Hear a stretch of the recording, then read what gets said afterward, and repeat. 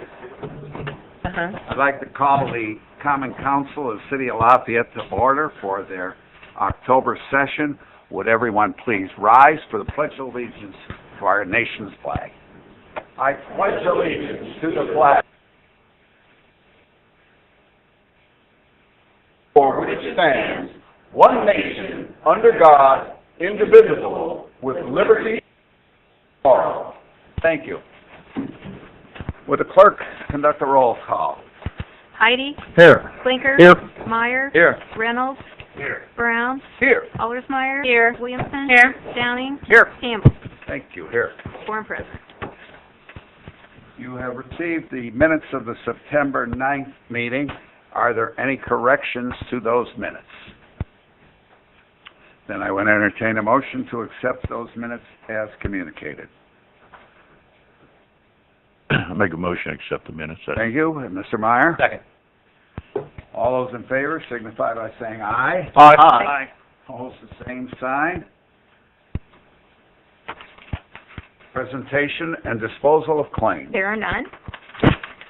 Presentation of petitions and communications. There are none. Reports of city offices. Waterworks Department, August. Water Pollution Control Department, monthly August. Police Department, monthly July. Those reports are on file in the clerk's office. Anyone who would like to see them can examine them during business hours, and they are available. Ordinances for second reading. Ordinance 2013-24, an ordinance to vacate a portion of the public way in the city of Lafayette, Indiana. Bob Roman, Auto Group petitioner. I would like to modify the agenda slightly to consider Ordinance 2013-32 at the same time. I would entertain a motion. Mr. Heidi? I'll make that motion. Second by Mr. Klinker. Second. All those in favor signify by saying aye. Aye. Opposed, the same sign. Thank you. Would you like to be excused? Yes, Mr. Campbell, thank you. Clerk, then read the second ordinance that will be combined. Ordinance 2013-32, an ordinance to amend the zoning ordinance of Tippecanoe County, Indiana to rezone certain real estate from R1 to GB. Bob Roman, Auto Group petitioner. What's the pleasure of the council? Brown? Mr. President, I move that we hear and approve ordinance 2013-32. Second. Now, let me go back. Did we get the other one on the table? Good. Well, we better do that, too. You read it. I did. Good.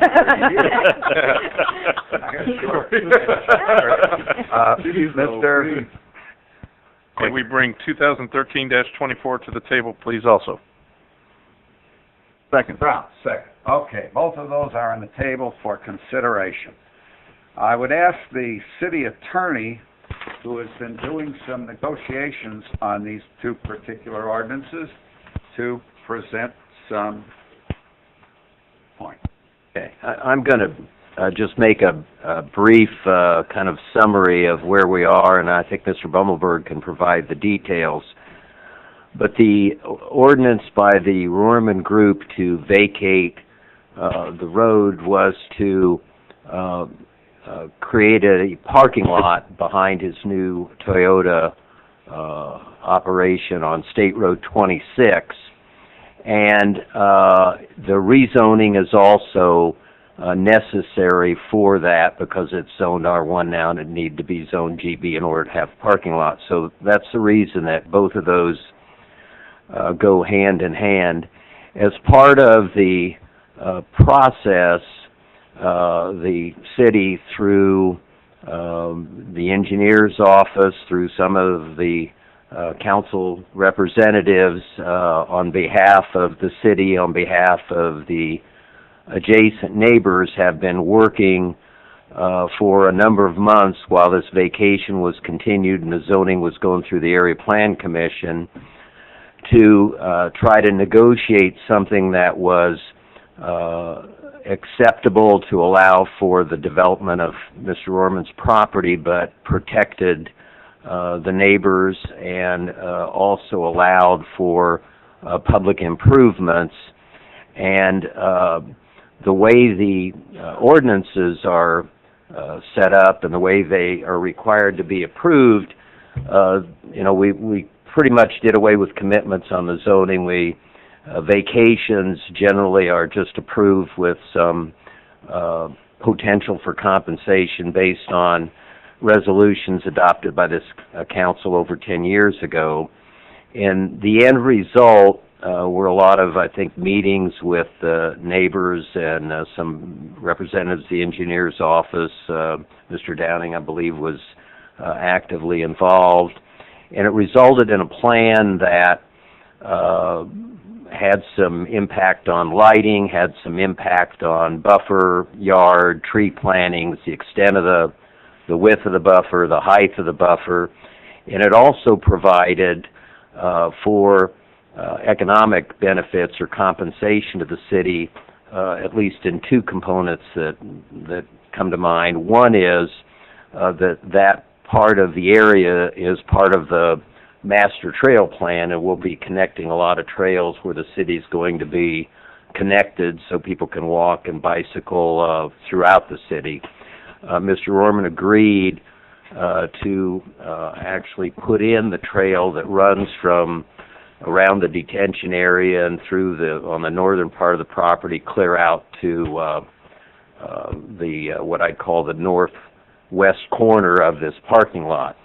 In addition, Mr. Orman has agreed to donate to the city, without any consideration being paid, a triangular parcel of land that's at the end of that section of trail that he's building. It's 0.45 acres. That land in that area, as many of you probably know, on State Road 26 in commercial development, at a minimum has been selling for $100,000 an acre or more. So I would say that the value of the parcel that's donated, it sets back, but depending on access and so forth, is at least $50,000 and maybe more. And that allows the city to have a half acre to do a trailhead park down in the future when it's the appropriate time. In order to make that happen, it's all contingent on whether or not both of these ordinances are approved, both the vacation and the zoning. There was a letter of intent to comply that's been executed by Mr. Rohrman's Director of Operations at his request, and that should be acknowledged as a obligation of Mr. Rohrman as consideration if the council chooses to pass both of these ordinances, and that would make this letter of intent to comply binding on Mr. Rohrman because the condition of the approval was based on that. And if you'll review it, it's in detail about what I've just talked about. The trail is going to be built based on the requirements and instructions from the city engineer's office, that there's a detailed landscaping plan on the 30-foot wide area that's going to separate the parking lot from the neighbors. There's I think a lighting plan that was given to you that's all part of the details. So the main thing that I wanted to impart to the council was that Mr. Orman has agreed to provide compensation by, one, building the trail for that section. I'm not sure how many feet it is, but that would be an expense that the city would have otherwise. Is willing to donate that trail to the city, I think probably 10 foot wide for whatever, couple hundred feet. That has value. But more importantly, the almost half acre of ground on the northwest corner of that property would be a significant compensation to the city for vacating the road that I think was probably not in the right place to begin with, although there's, different plans. So I think Mr. Bumbleberg's going to make a presentation. It'd be appropriate then for the council to ask any details regarding concerns about the project, and then you can get your public input and make your decision. But it would need to be contingent on any approval being with the letter of intent to comply being part of that approval. Mr. Chairman, ask that the council change, add the exhibits or whatever you would like to call them. I think that you should probably let Mr. Bumbleberg explain and detail more of this letter of intent to comply to make sure everybody understands what they're agreeing to do, and then you can make that part of the motion when you vote on it. Mr. Bumbleberg, apparently you've got something to say.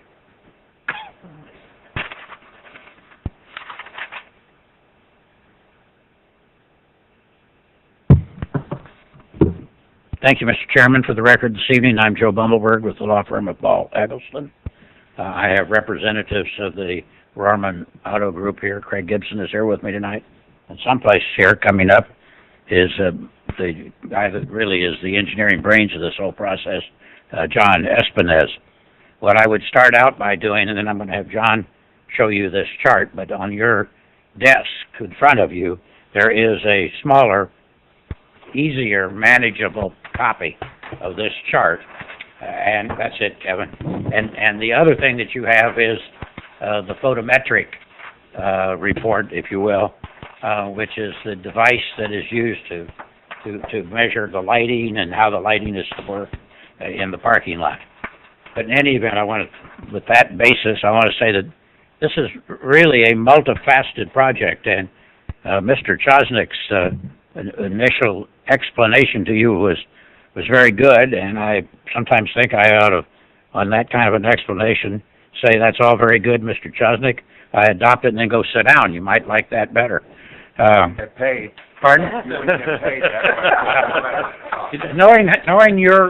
Knowing your parsimony with money, I'll do my own negotiating.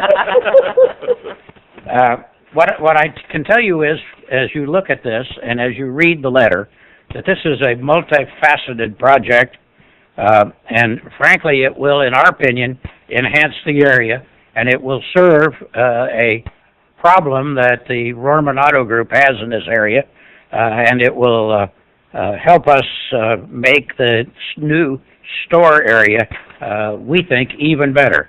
And then it will correct the long-standing drainage problem, which I'm sure everybody will applaud. And finally, it will provide the city with an extension to the already existing trail plan, which I know that this administration has pushed for, lobbied for, and worked on. And I know that I've seen other places where trailheads have been very important to the addition of the trail in residential, residential subdivisions. In this whole process to do this, Mr. Chosnick outlined some of the things that we've done. We have met with the neighbors. We have met and by phone with Mr. Downey, who became the mediator in this whole process. There were God knows how many phone calls and emails to try to fine-tune this plan. And what we have now is the product of hearing a lot of people's opinions and trying to put this together. And if any of you have the old first plan, you can look at it and see that the trail is in a completely different place in this plan. And I heard one gentleman tonight who is a trail user say, this is much better than what we had, and I think John and I would agree. The benefits here are to the trail system, to the upgrade of the area, to the upgrade of the drainage area, to obtain the trailhead park, and all of this then will clean this, what was very much underproductive land, and add that appropriately to the tax base. So John has a copy of the plan here, and John, there is a podium or a tripod there that you can then put that on that, and or I'll hold it for you, whatever you'd like. But I want that there. Well, they all have a copy of it, so if you talk about it and explain it to them, I thought maybe that would be better for the people in the audience to be able to see that if they do not have a copy of the plan. So, they all have copies of the plan, John. And they have the copies of the plan, they have the photometric, and they have the Bob Rorman letter. So, please explain to them. I feel like I've talked to them. We can hear you, go ahead. Let's start with the across the back of the property. The property line is the drainage swale that exists right now, that hasn't been maintained over the years. We're gonna come in.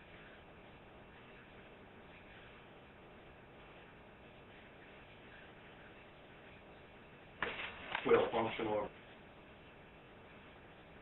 South of that is the mountain.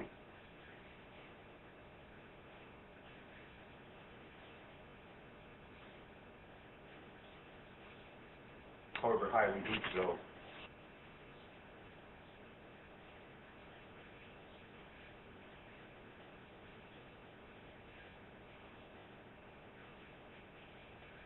So to keep it more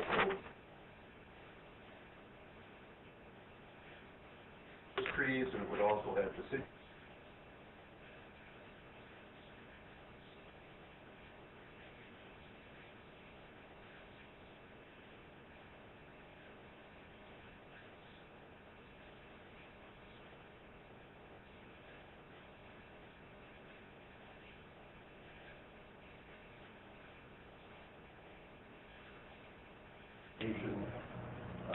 With all the landscaping.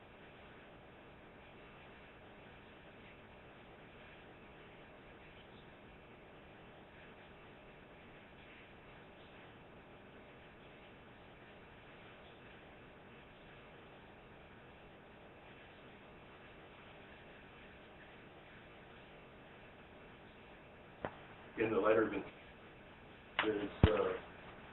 there's a paragraph in there that deals with the maintenance model. Yeah, the Gorham is the toilet. The plant side. So, on the south side,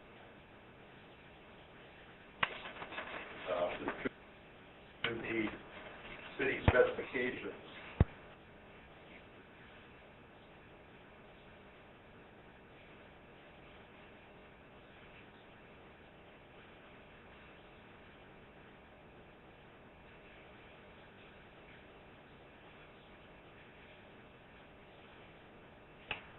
And then the curb line.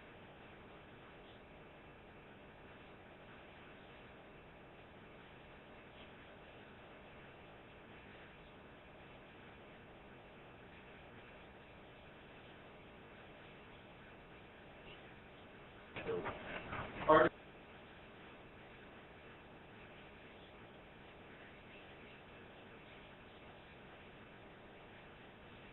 it runs all the way back to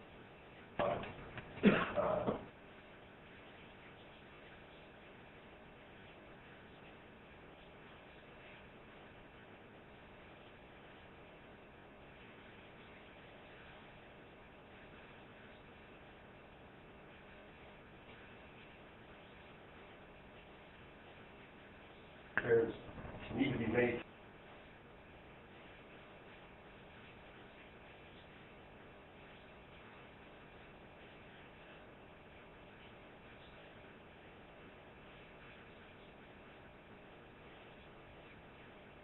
Participate. Maintenance program. The pod would be taken care of. We wouldn't have any more deal recurring. Grid farm.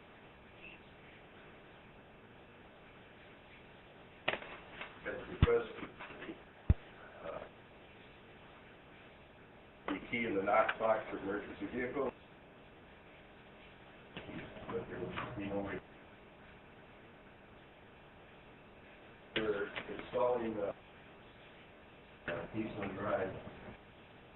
That would be determined by the builders. Exit property that pertains to.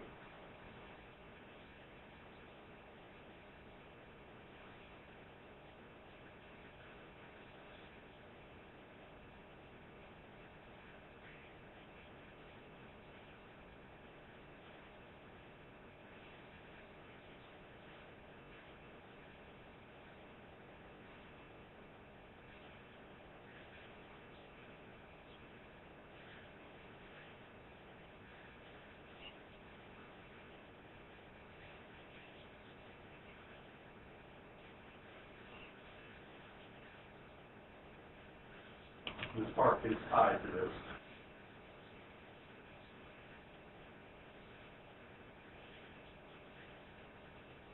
That's the next phase.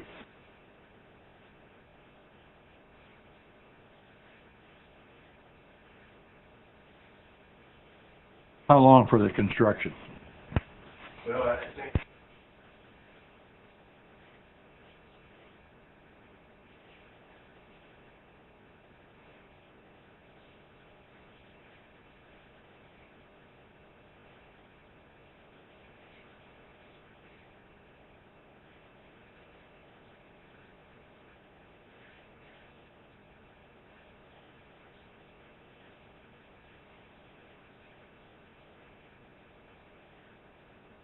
What about shields on the lights, keep it from the neighbors?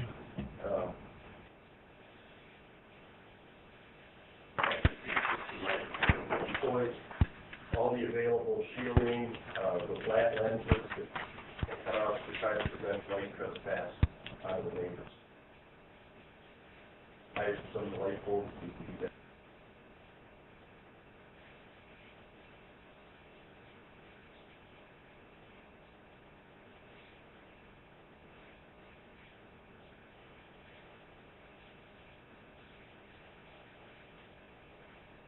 On Saturdays, it would go down.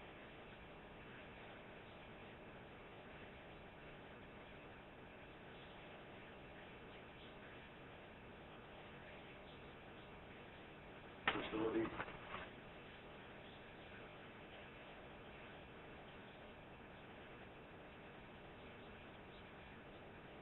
Okay. And then, this letter to comply and what you're doing there, what's the difference between that, Joe, than a plan development and this what you got now? Well, there's a significant legal difference between the letter and a plan development. Plan development is a ordinance-regulated project. I guess I tell everybody that the plan development is really the union between the zoning ordinance and the subdivision ordinance that produces yet this third kind of land use. And it's a much more detailed in the sense of papers and all that. The end result, on the other hand, is probably pretty close to the same because you are getting the letter which lists all of the various and sundry kinds of things which would end up, if you had a plan development, for the lighting there'd be a sheet, and for the mounds there'd be a sheet of paper, and we'd have a huge roll. So essentially what the letter does is reduce that amount of materials. It places really the regulatory power, at least on this project, in this body and not before the Area Plan Commission. Yes, Jerry. So, a letter to comply is not the same as a letter of commitment, as we know in the APC. Well, Or yes or kind of no. well, the practical result and the labels that we put on these things really don't mean quite as much as what is said in the documents. Well, the question was on a commitment, it extends with the property for the commitment is, profit. okay, I see what I'm saying? Yeah, a commitment right now is a statutorily created binding process that starts with the Area Plan Commission. Right. This one didn't start with the Area Plan Commission. It started in the negotiation process here. Uh-huh. Indeed, some of the neighbors said, how do we know that Mr. Rorman will do this? And Mr. Rorman has told through his agents us that he would sign a document that says so. Okay. We have prepared such a document, and it's been reviewed by Ed, and I will let him comment on what he thinks about that. But that's the difference. Okay, thank you. Joe, the the pond, the detention pond. Will it any chance it'll have to be made larger because of the additional businesses draining into it? I mean, it was made what 35, 40 years ago. I don't know. John may have a comment on that. My only thought on that is that we're going to have to do a stormwater management plan for this area. When they start cleaning out the swales, when they start cleaning up the pond and everything, they may very well have to make the pond deeper or whatever it takes to do it. Or they're not going to build a detention pond that fails out there. That doesn't make a whole lot of sense. For those people that are contributing a fee for this clean out, will they be required to do that every year, or is there just one time only? I have no knowledge of that. That's in the hands of Mr. Chosnick and another lawyer who are negotiating that and trying to unravel what Mr. Chosnick, a trusted man that's 25 years old, excuse me. Hey, just speak to that issue before I forget. Before the area was developed, there was an agreement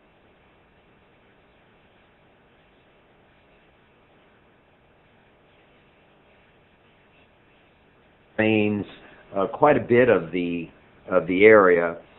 The agreement was drafted by lawyers that are not part of any of what's been going on the last several years to try to correct it, and it had some problems with legal descriptions that supported, and so there was difficulty in determining exactly who benefited or what properties got benefited by this drainage. We had a meeting with Mr. Foley from our engineers, able to kind of reconstruct what properties are benefited by this detention basin, and those are the property owners that were asked to contribute to this initial cleanup and have a fund so that the property could be maintained. Mr. Rohrman's property makes up the largest property owners, so some of the others are small contributors to the cost of the entire cleanup and drainage. There's supposed to be a trust set up. The problem is the dollar amount necessary to maintain it, such that none of the banks really want to mess with it. So it's Mr. put to the responsibility, at least from the city's perspective. Mr. Rohrman is responsible for in the detention. Responsible for the maintenance. If he gets contribution from that are pouring into it, that's more of his responsibility. Now, I recall in the meeting that the detention area is merely to detain water as it rushes in, but there's an overflow pipe, and then it goes. Mr. Foley's here, and I think really knows how that works. If anybody has any questions about when they clean it up and they make it right, how it's going to work, I think Bob would be glad to speak to that. Isn't there a drainage board? If you're speaking to the county drainage board, this is not a regulated drain, is it, Mr. Chosnick? Or Bob? This isn't a regulated drain, is it? No, this is I'm sorry, Bob Foley, City Engineer's Office. No, this is not a regulated drain through the county surveyor's office or the drainage board.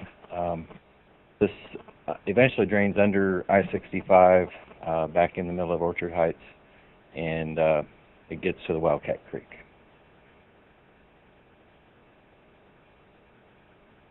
But let me say one more thing. Further development in this area would be restricted by the pipe at the outlet to the basin. So the standard drainage feature. Yes. Yes. Whether or not the pond needs enlarged, that's a a matter of future study. There are other options besides enlarging the pond. There could be an additional pond elsewhere on the Rorman site. There could be underground detention under his parking lot. There's a lot of different options. Could I ask you about the fence? Will that be a new fence? Yes, sir.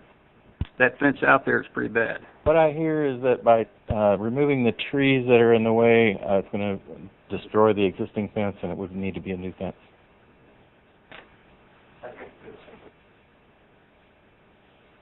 Well, we just got this minutes before the meeting, and it's kind of, you have to read fast. This whole thing was rushed quite a bit.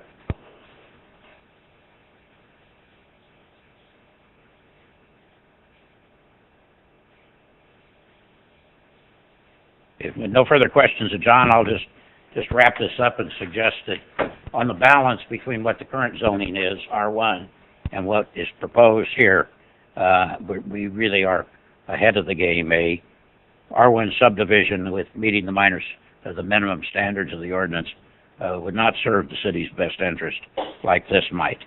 And so on behalf of Mr. Rorman, I want to say, first of all, Bob Foley has been great help in this whole process. And he has responded every time John has made a call. We would ask that you grant the vacation here this day and the approval for the zoning. And it's not been mentioned, but in fact this was a recommendation of approval by the Area Plan Commission staff when it was down at the APC, and it was passed by an 8-2 vote of the Plan Commission at that time. I do have one more question. On the berm, Duke is not going to allow it to go across. It was explained to me earlier, and I think these people here in Orchard Heights ought to know what was said. It was explained to me the berm, Duke probably won't allow it to put the berm across their 200 feet. And so they was talking about offsetting it. And I was wondering if you could explain that or have John explain that. I wasn't participating in the conversation. So. Sorry, John.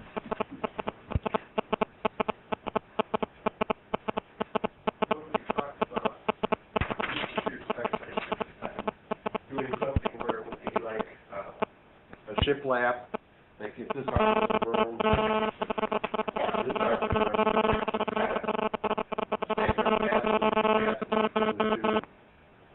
so that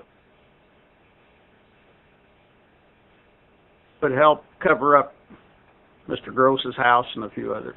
right, and well,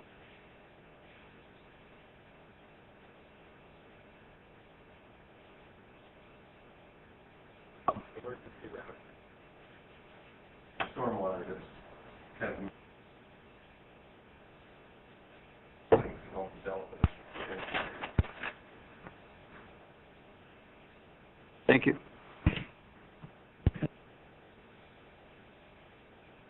Now I would open this up to, Just going to take that down, but I would open this discussion up to members of the audience who have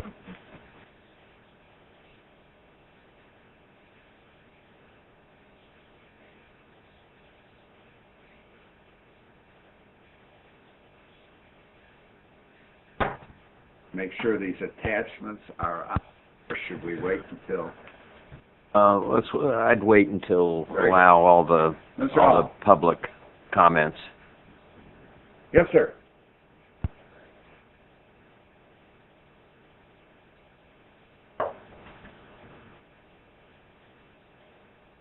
Not on this, right? We're on the clock already. Mr. Mayor, Councilman, my name's Larry Gross. My property is right on adjacent to the parking lot. And I have to say we were pretty concerned to begin with. I don't want to look out my backyard and see a bunch of cars parked. I've been there 25 years. So we had a lot of concerns about safety, security, our property values, and so forth. So we had some major concerns. We would like to see that just stay grass area forever. And I think you understand why. I mean, it's nice to have it that way. But also we're realistic and we realize that probably isn't going to happen. So we just wanted to work with people. And our concerns were relative to, like I said, privacy, what I want to see when I look out to the south would just be a berm and trees and brush and shrubs and so forth. Security lighting was another big concern. Drainage was a huge concern, and the easement that Duke Energy has a 200-foot swath through there was another major concern. We had a meeting with Mr. Rorman and his folks, with Craig Gibson. I think he's probably in here, or he was, and John. And I have to say, from my perspective, I was very pleased with that. I don't know about all the other folks from Orchard Heights. Would you raise your hands, just so we can see who's here from Orchard Heights that are concerned about this issue? So the meeting, I thought, went really well. I thought they addressed a lot of our concerns, which we were very pleased with all of those particular issues. And if they will continue to work with us as this goes forward, I think we can work to where everybody wins out of this situation. But a couple of major concerns was we wanted something in writing, whether it's a legal document, a letter of understanding, and I understand that that's been going on. I haven't seen a copy of that yet. I submitted a draft to Craig and some others, so we would like to see that, but that's one thing we really wanted to see, was something in writing that's somewhat of a commitment, so we know that this is going to happen. Another issue was the rest of the land. We would like to be involved in the other, whatever acres there are from the very beginning on what's going to go in there, and have some input as to, as to what that would be. And we'd like to be involved from the beginning, whether you call it a planned development, whether there's commitments that are made from the very beginning, something that someone just can't do what they want to do in there. And not saying that would happen, but we'd like to see that be a planned development for the rest of that land, if that would be at all possible. I guess the final words I would say is we just want to continue to work with all the parties, whether that be the city, the council, the mayor, Rorman's representatives, be involved in what kind of shrubs and bushes and trees are going to be there, so that you have foliage there year-round, not just part of the year. And another question I had is, if the zoning is approved tonight, is there a limitation or restriction as to when cars could be parked on that property? We would obviously like to see the improvement be completed and the parking lot being finalized before any vehicles would be put on that particular property. So that would be another request that we would certainly ask for, rather than having cars just parked out on the grass and so forth during the interim time period. And being a runner, I see I went 28 seconds over my allotted time. We'll dock the next person. So thank you for hearing our comments. Thank you. I would like to ask Mr. Gibson, who I've known for many, many years, and I trust greatly. What about this question that they brought up, Craig, that with regard to when this can start and things of that sort?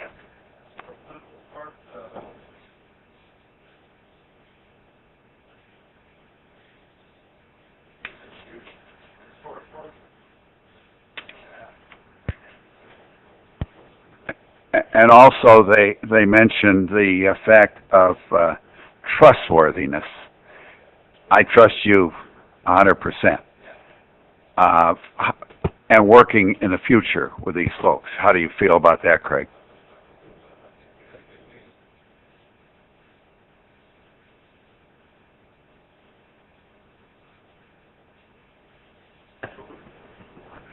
We hope you don't. You talk about the second phase.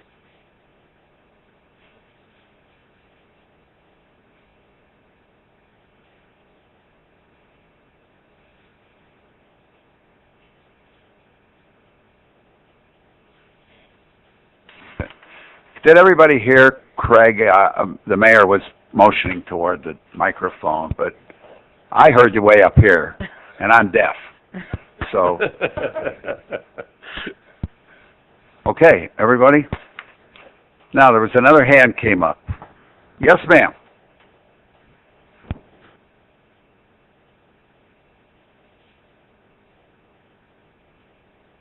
Two minutes and 32 seconds. Oh, dear. Okay, my name's Helen Simmons. I've lived in Orchard Heights at 3937 Rome Drive for over 37 years.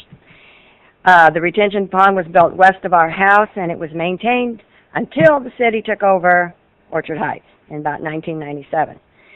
At that point, nothing was done. The fence is partially down. The drains are totally covered with mud and dirt. They are huge drains if you've been out there and looked at the pond. I tried numerous places to find out who was responsible for this, and nobody seemed to either want to commit or would commit or knew. Now all of a sudden Mr. Rorman wants to rezone this land, so he's going to jump in and fix the holding pond because he has an ulterior motive. And he should have been taking care of it since 1997 if what we're hearing is correct, and has not been done. I personally don't think we're going to stop it, the expansion. I just hope that they put some kind of barrier or whatever you want to call it up for the people that live down on that end so that they don't have to look out their back windows at cars. And one other thing that I want to see the holding pond fixed, whether it's fixed by Mr. Rorman or whoever has full responsibility, which I understand he does. But that needs to be fixed whether he gets his approval to rezone this land or not. Somebody has to take responsibility for that pond. I lived there when it overflowed, when we had over 6 inches of rain in one night. We got down our street with rowboats. My neighbor's freezer toppled over and floated. They got so much in his basement. And so I think that it's very important that this pond be taken care of, whether or not the rest of it happens. I think it almost needs to be a separate issue, because what's happening tonight isn't necessarily what the area plan approved. I was at that meeting. Now they've changed the map and they've added this and they've moved this and they've added this, and so I would just like to see Mr. Rorman take his responsibility for this, not because it's what he wants, but because it is his responsibility. Thank you. As an outsider, it sounds to me like our best chance of getting those things would be the approval of this letter of intent, or whatever the lawyers would like to call it, because all of those things are stipulated in that particular letter. And I think... It doesn't all happen.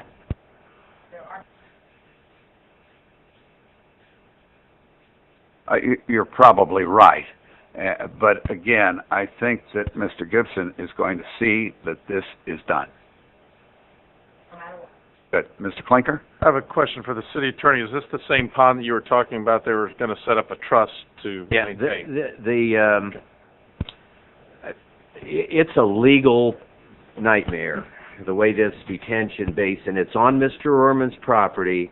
There was an agreement made 25 years ago about maintaining it.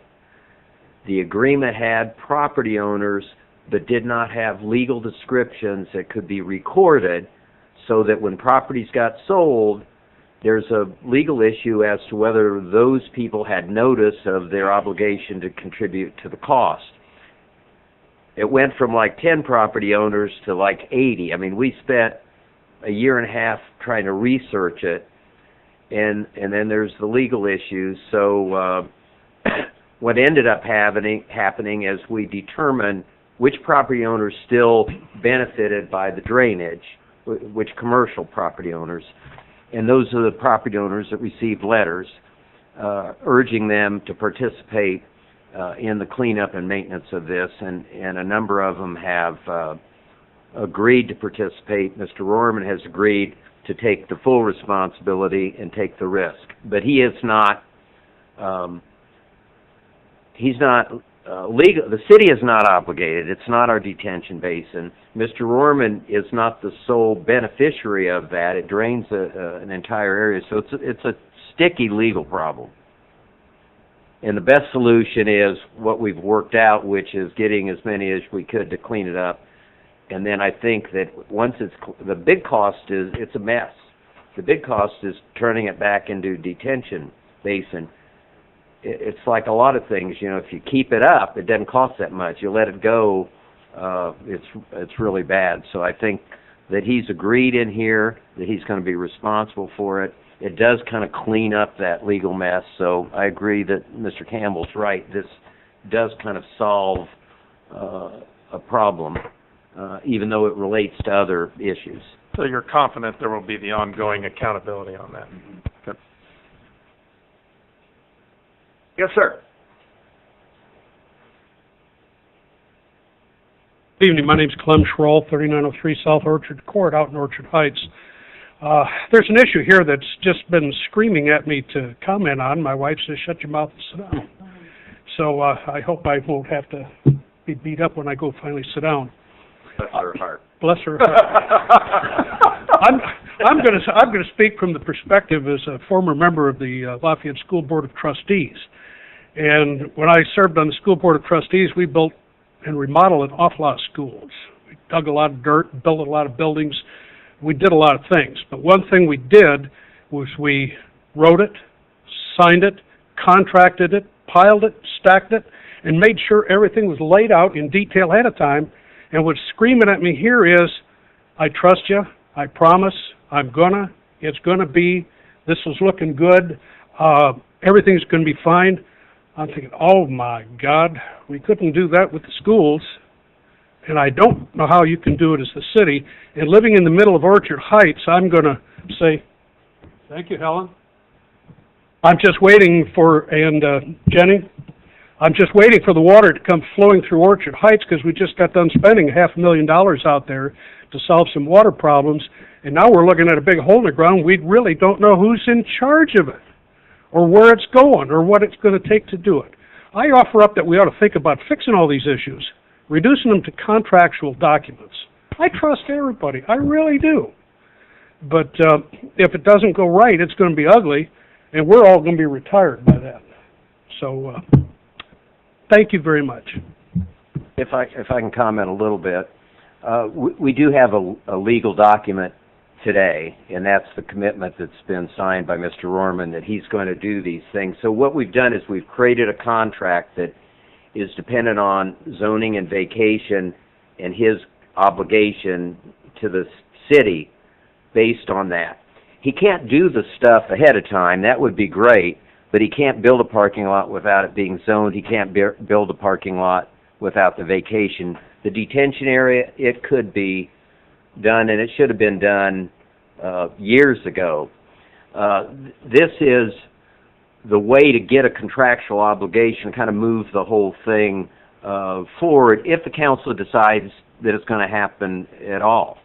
So, I mean, the council has to vote, but we've created a contract by his written commitment. It's, it's an offer and an acceptance type deal. We do this, you do this. We created a contract, and you can't have a better contract than one that's at a public meeting, that's recorded, that's going to be voted on, and would give the city the basis to file suit and enforce it just like any contract if it doesn't happen. Any other comments from members of the audience? Yes, ma'am.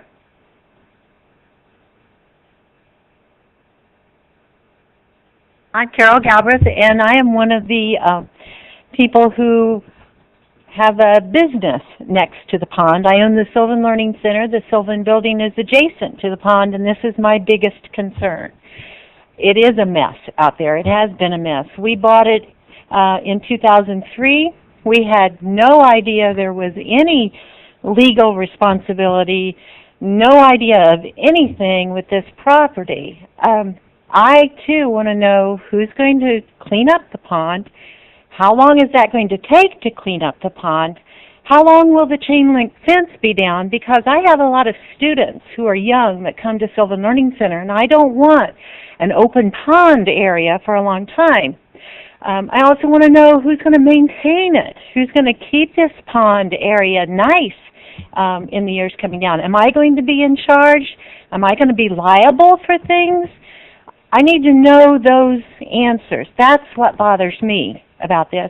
The Orchard Heights area, I can understand what they're concerned about, but my concern is the safety of the students that come to Sylvan, and just to make sure that it's a clean area. So that's I guess, my big concern, and thank you. Bob's been very helpful. Thank you, Governor.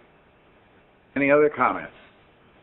Then I would return to the council, and we'll have to have another motion to accept these two. Can I make a comment first, Mr. Campbell? Yes. Well, good, thank you. Now, it's not time to adjourn. No, isn't Oh, it? Not quite. You know, everything's recorded, and Craig was back there. I don't know if that went through that machine or not. Shouldn't everything be recorded? Can he repeat some of the things that he said through the mic? Can we tell if his comments were recorded back there? Probably not. Then I think what we probably, since Craig signed the letter, it would be appropriate for you to acknowledge your commitment on behalf of Norman to carry out all of the conditions in that multi-page letter if the vacation and zoning's granted. I assumed that you recorded it. I did. You got a pocket recorder. I know you did. I've seen it, Lon. But yeah, If you could state your name and your capacity with Norman Right. and your my authority. name's Craig Gibson. I'm the Director of Operations for the Bob Roman Auto Group. I've been with him for 35 years almost. So, what Mr. Rorman advised for me to sign on his behalf is a commitment on his part, not only to help the city of Lafayette, but also to be responsible to the community people as well. And we signed the letter. It goes in quite detail with the drainage system that's been brought up, and I do know that's a big concern. I know what's happened with the drainage problem back there. The one I did not know with the lady that came up here and spoke, it was nice to get her input as well as far as one of the businesses that's involved. But those of you that know Mr. Rorman, when he does something, he'll spend the money and do it right. He's proud of Lafayette, Indiana, and his commitment to make this thing right is his commitment. And I signed off on it, and I truly believe, you know, that this thing's going to be great for the whole town of Lafayette and the community. I'll take You want questions. it signed in blood or anything, Mr. Hyde? I think he did pretty good. Now, Okay, good. I ought to give him a hand, Jim. Thank you. Now, yes, sir. Now, do we need to bring up the letter of intent to incorporate it with Yes, sir. this too? Okay. Yeah. You need a motion for that then? You would like a motion I would like to to make a include motion. the letter of intent on ordinance 2013-24. 2. Mr. Reynolds. I'd like to add the letter of intent to these two ordinances. And Mr. Clinker? Second. Very good. So the clerk will make that notation that this letter is part of that exhibit. Okay? Now, we will ask... Sir? Yes, sir. Will a voice vote be necessary for that? Yes, sir. We'll ask for a voice vote on that particular recommendation, since it's much like a addendum. Just to kind of paraphrase, what you're doing is you're making this letter of the commitment from Mr. Rorman's Auto Group and Mr. Rorman to do all the things that are in that letter part of the decision on approving these two ordinances. Yes, sir. Okay. Yes. Understand that? Yes. Very good. Okay. Have you voted on that yet? No. Oh, here we go. Vote on it right this minute. Early as we speak. That's a roll call vote on that particular point. Heidi? Aye. Clinker? Aye. Reynolds? Aye. Brown? Aye. Allersmeyer? Aye. Williamson? Aye. Downing? Aye. Commitment or letter to intent to comply to added ordinances passed. All right. Now let's go back to the original concept with these two, we better vote on them separately. Ordinance 2013-24. Mr. Heidi? Aye. Clinker? Aye. Reynolds? Aye. Brown? Aye. Allersmeyer? Aye. Williamson? Aye. Downing? Aye. Ordinance passes 7-0. Now we will vote on ordinance 2013-32.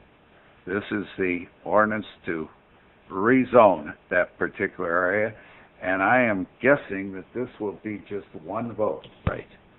Will the other portion of this, the vacation, No, you passed it on second reading, so that's why we got them going together. So this will, if the rezone is approved, then Very good. everything will move. So this is on the ordinance to rezone that particular area. Would the clerk please conduct a roll call vote? Heidi? Aye. Clinker? Aye. Reynolds? Aye. Brown? Aye. Allersmeyer? Aye. Williamson? Aye. Downing? Aye. Ordinance passes 7-0. Two things now. We'll have Mr. Meyer come back, and we'll excuse anybody that wants to get out of here. Or if you want to. Wait a minute, I may go with you. Maybe that meeting, motion to $55 adjourn. million of your money, you might want to stay.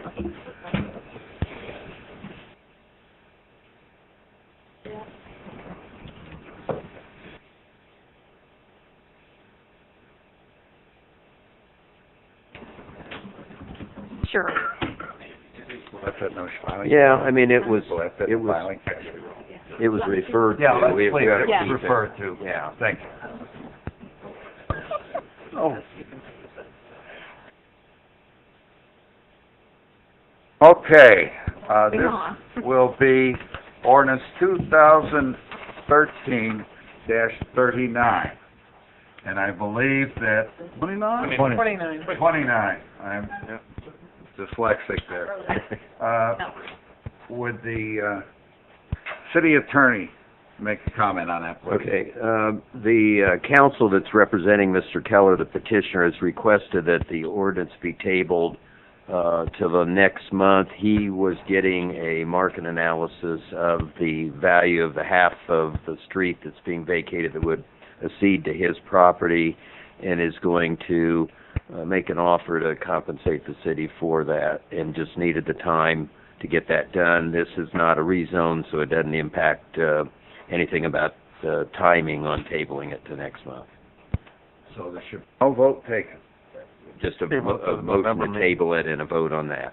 Mr. Clinker. I move we table that until the November meeting. Mr. Heidi. Second. All those in favor signify by saying aye. Aye. Opposed, same sign. Thank you. Ordinances for first reading. Ordinance 2013-30, an ordinance amending section 7.06.990, penalties for parking violations. A motion concerning that, Mr. Thank you. I move to hear and approve ordinance 2013-30. Mr. Brown. Second. Thank you. I believe that we have some entertainment in the form of a PowerPoint.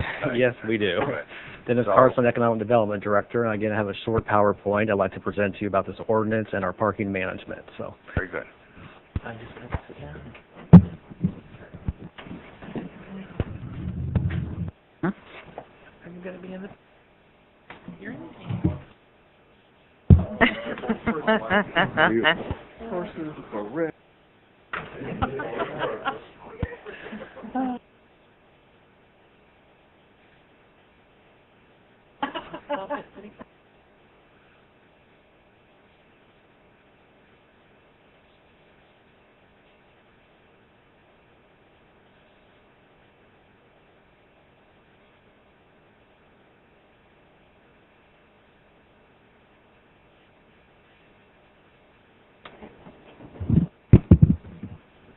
Well, good evening. Again, my name is Dennis Carson, Economic Development Director of the City of Lafayette, and I wanted to address this ordinance tonight, 2013-30, about parking fines and violations. But I wanted to back up a little bit and give you some context of what we've been doing for the past year that led up to this particular ordinance. And what we've been doing is we have looked at our parking management for the past couple of years to see how we could improve things. So what is parking management in Lafayette? That includes our on-street enforcement, which includes our timed parking in the downtown area, the enforcement of rules and regulations for alleys, for yellow lines, fire hydrants, travel lanes, and fire lanes. It also includes handicap spaces and the depot parking lot. It also includes facility management, which includes the Columbia Block parking facility, and its maintenance, the cleaning, its snow removal, and the monthly parking and the automated payment system. It also includes payments and collections. That's for the payments and collections of the fees and fines and stuff and things that we levy. And also permit management. We have special permits for contractors, service providers, healthcare professionals, residents that park on Fairview Street. And of course, the last element is customer service, which ties into all of these different elements for parking management. This map here shows you the parking in the downtown area. It's mostly 2-hour parking in most of the areas. We do have some 3-hour parking. We also have the Columbia Block parking facility, which you see there in blue, the CBPF, which is our parking garage. And then we also have the depot parking lot as well. On the history of this, in 1996, the city of Lafayette decided to outsource its parking management, and at that time it contracted with City Parking, which was part of the Downtown Business Center Development Corporation, and this corporation was actually later merged with Greater Lafayette Commerce. In 2003, the city decided to put out requests for proposals out for parking management services, and at that time they selected Denison Parking for a 5-year contract. Then in 2009, we put out requests for proposals again and got several responses, and at that time selected again Denison Parking for a 5-year period. Their current contract expires at the end of this year. So again, for over 2 years, we've been looking at parking management and what we'd like to achieve with that. We looked at the trends in the industry, what we'd like to see happen downtown. We've talked to a lot of people. But back in January of this year, we really sat down and looked at what we would need to do to look at all the different options that we have. So we put together a working group meeting that was led by the mayor and Cindy Murray, city clerk, and also included many departments from the controller's office to our economic development department, to streets and sanitation, facilities, our IT department, the police department, and our city attorneys. We also included our parking commission, which had to make the ultimate decision on this project, which includes our members are John Christos, who's the owner of Red 7 Grill, Angela Vincent, owner of La La Gallery, Ken McCammon, who lives in the Centennial neighborhood and president of Friends of Downtown, Cindy Murray, the city clerk, and Jim Terry, who represents our Lafayette Redevelopment Commission. The commission itself is the public body, and it meets quarterly. It has 4 meetings per year. They held 2 special meetings for this particular issue, one on August 5th and one on September 16th. Again, there were a lot of considerations and different elements that went into our decision that the public body, the parking commission, ultimately made to take parking back in-house from being outsourced to a third party. And these include staff and management, what kind of staffing level we would need, the job descriptions involved in that, what the kind of staff and what we'd like them to do. The budget was a major consideration. We looked at our revenues, expenses, all the things that go into that. We do have lots of obligations that we use from the revenues, from the bond that pays for the parking garage, and of course the operations and maintenance as well too. Return on investment was very important, so we looked at all the different options and what our return on investment would be. We looked at hours of operation to see if we wanted to make any changes there. The technology and equipment was a very important factor and led us to our decision. That has changed a lot in the last few years, which had a major impact on our decision. We looked at all of our policies and procedures. We looked at the quality of customer service and what kind of changes we would like to make there. We looked at other value-added services, and we also looked at our city ordinance, which I'll get to in more detail later. Again, we looked at the staff and what do we want from the staff. We want the staff to have to be an ambassador for downtown. We think that's very important, so our expectations are going to be quite a bit different for the people that will be working under the city of Lafayette. They'll be providing more information to people, being more of assistance for a better downtown experience for customers, citizens, and other people doing business in the downtown area. Again, the budget and the return on investment was a driving factor in this. We came up with a 5-year pro forma on this and looked at all of our different expenses and all the different permutations of that, and we found that we could probably increase net revenues of up to 30% over what we are getting now using our current stream of funding and revenue. The scope of operation will basically stay the same. We're going to be doing, obviously, the management of the parking garage, the enforcement of the downtown. We may look at some other related issues as we move forward with this. Customer service is, again, a very important part of this. With the payment system, we'll have payment online. We'll be able to do it at the clerk's office, and we'll have a drop box here and a drop box at the parking garage as well, too. And again, that ambassador function is a very important piece of this. Again, we want the experience for downtown visitors and people that are shopping and doing business downtown to be the best it can be. And we believe by bringing it in-house and having it under the City of Lafayette as an employee, we can achieve that. The dispute procedure will be something that we'll be able to work directly with and be more flexible and work directly with people. And the technology and the equipment, again, is a very important part of this and as a big driving factor. It's changed a lot in the last few years, which makes it much less labor intensive than it used to be at one time. And at this point, I'm going to turn it over to Jenny Peterson, who will tell us a little bit more about the equipment and technology piece.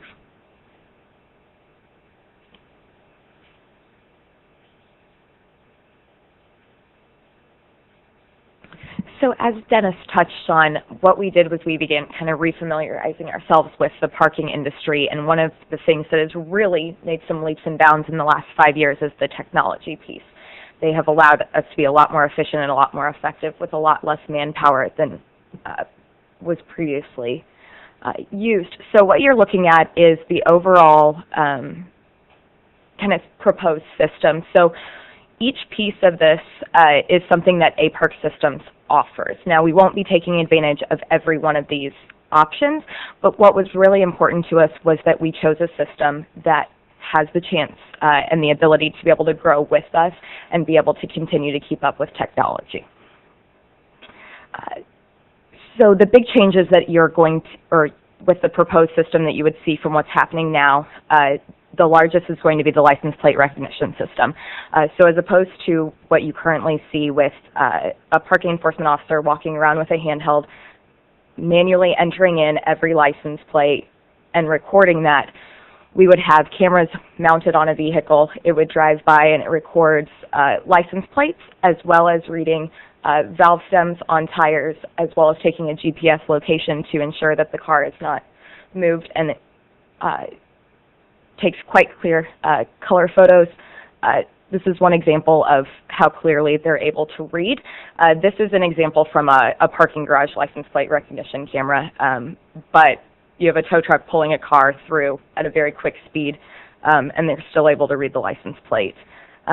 One thing that we have talked with the company quite a bit about is Indiana has a lot of specialty plates, a whole lot of them, and so we've been talking with the company that has LPR to ensure that they would be able to read all of those specialty plates, and they have currently been working with another city in Indiana, so they have ensured us we will be able to read all of those accurately and effectively. We will still be keeping the handheld enforcement devices. They will only be used for actually issuing the citation. So the camera system and the back end will be able to ping and send that to a parking enforcement officer what car they should locate and give a ticket to. And just kind of a further definition of what they currently look like. This actually is the same handheld that is currently being used by Denison Parking.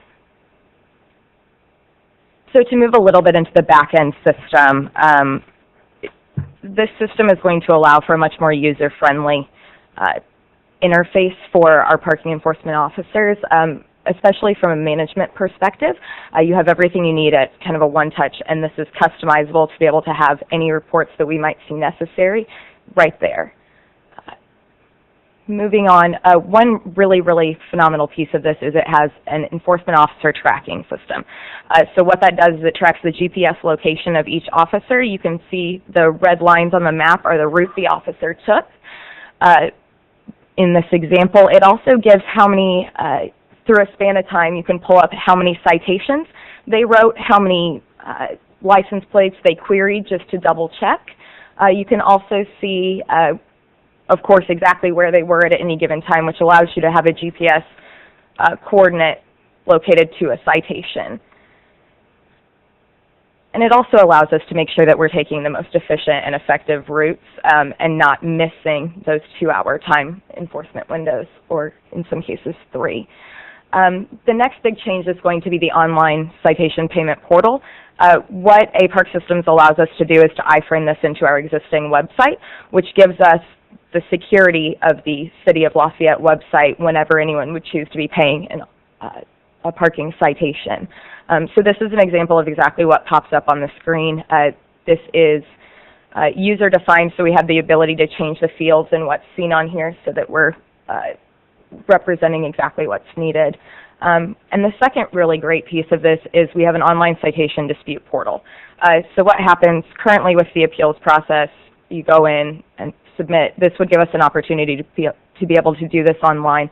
When someone types in their citation, they can pull up to appeal it, and it actually gives the license plate, the photos that the license plate recognition camera took, as well as any additional handheld photos that were taken by the officer issuing the citation. It also allows you to put notes to the public on that could be viewed by the parking enforcement officer, and it also allows them to write private notes that someone reviewing the appeal would be able to read about the citation issued. The City of Salt Lake uses this system and has seen their disputes and appeals process cut in half, and in some cases cut about 75% down. And with that, I will pass it on back to Dennis. Thank you. So on August 5th, we made a recommendation to the Parking Commission, the public body that makes decisions on this. Do we move forward with putting another request for proposal out for third-party parking services, or do we bring parking in-house? And that body unanimously approved us bringing parking in-house back into the city, and for these reasons. Mainly for customer service. We can maximize the turnover downtown, and we can make it more convenient for folks, and we can be more flexible as well. We can minimize the abuse of the time limit restrictions. There are still folks that are working downtown that should be parking in off-street parking spaces, and also the parking garage. We reserve the street parking for customers and people doing business downtown. And it's going to be a lot of improved accountability. The buck starts with the city and should stop with the city, and by having it in-house, we can do that. Again, the ambassador function is a very important piece of this. We can do a lot of education with the public. Well, our parking enforcers will be able to provide assistance and provide a better experience for everyone in the downtown. And for this, really, profit is not a motivation. Even though we should see revenues increase because we can do it more efficiently, these other things of customer service are much more important to us. So we'll be able to meet the obligations that we have financially, as well as the customer service things that we want to achieve. And as Jenny pointed out, the enforcement efficiency and flexibility with this system is really phenomenal, and it'll help us to be much more effective. We also have the in-house capabilities to take parking in-house with our IT department to service the software and the equipment, our fleet maintenance, and also our facilities department, and to do the things that we need to do with the garage maintenance and snow removal. Crime solving will be an important part of this too. We'll have more eyes and ears on the street that are part of the City of Lafayette that can help with that. And the image that we want to project with this is a more progressive, modern, and efficient system. So again, we had two alternatives, either to put another RFP out for a third-party system or to bring it in-house. Again, the Parking Commission felt it was best to bring it in-house. And we could look at third parties to do some of these services we talked about, particularly ambassador function and some of these other services. But we had priced that out before, and it would be much more expensive than we were currently paying and much more than our budget would allow. So again, now to address the ordinance 2013-30, as I mentioned earlier, we considered a lot of different elements through the parking working group, and one of them was the city ordinance that we needed to look at. So again, what you have here tonight is our ordinance regarding our parking fees and violations. We researched our current ordinance, we looked at a lot of neighboring and peer communities, and then we vetted this with a public body, the City of Lafayette Parking Commission, who's making this recommendation for this ordinance. Here's a table that shows you the comparisons in the different communities we looked at.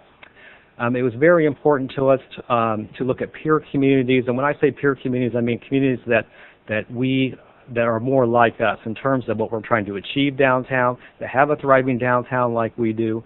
We also looked at those cities and towns that have a university presence, so a lot of these are Big Ten university cities and towns. And again, these are the 5 different areas that are covered in the ordinance, from the overtime violations to parking in a fire lane, around the fire hydrants, tow zones, no parking zones, travel lane, and handicap violation. And as you can see from our peer communities, particularly on the overtime violation, we're about the same, even maybe a little bit below some of our peer communities. Some ranges as low as $15, but as much as $40 in Bloomington, Indiana for overtime violation. I will tell you it's a little bit like comparing apples and oranges. All these cities have very different systems and such, and some of them have much more complex violation fees and stuff than we do. The other interesting thing that I saw as well too in the research is lots of cities now are going back to metered parking, which is something that we're not considering at this time. But again, our fees would change from the $10 violation to a $20 violation in overtime parking. And then we have our other 4 here, which parked in a fire lane, which would be $50. Parking by a fire hydrant is a $50 violation. The tow zone, no parking zone, $20. Travel lane, $20. And handicap violation, $100. As you can see, there's quite a bit of variation in some of these and such. But again, we are at our peer communities, or sometimes many times below. The other table you have down here is the fee escalation schedule. So if you don't pay your parking ticket in the first if you pay it within the first calendar 20 days, it's still the $20, but after the 31st day, then it goes up to $50, and 60-plus days to $100. I will say this is much, much less aggressive than other communities that we looked at. Most communities, it escalated from 24 hours to 2 weeks, and ours is much less aggressive on that. So those are the highlights of the ordinance. And then this last table here is just our community parking garages, which includes the rates on our parking garage, the other one's downtown, which includes the Renaissance parking garage, the county parking garage, and then Wabash Landing over in West Lafayette. So with that, I think the mayor would like to make a few comments, and then we'll answer any questions.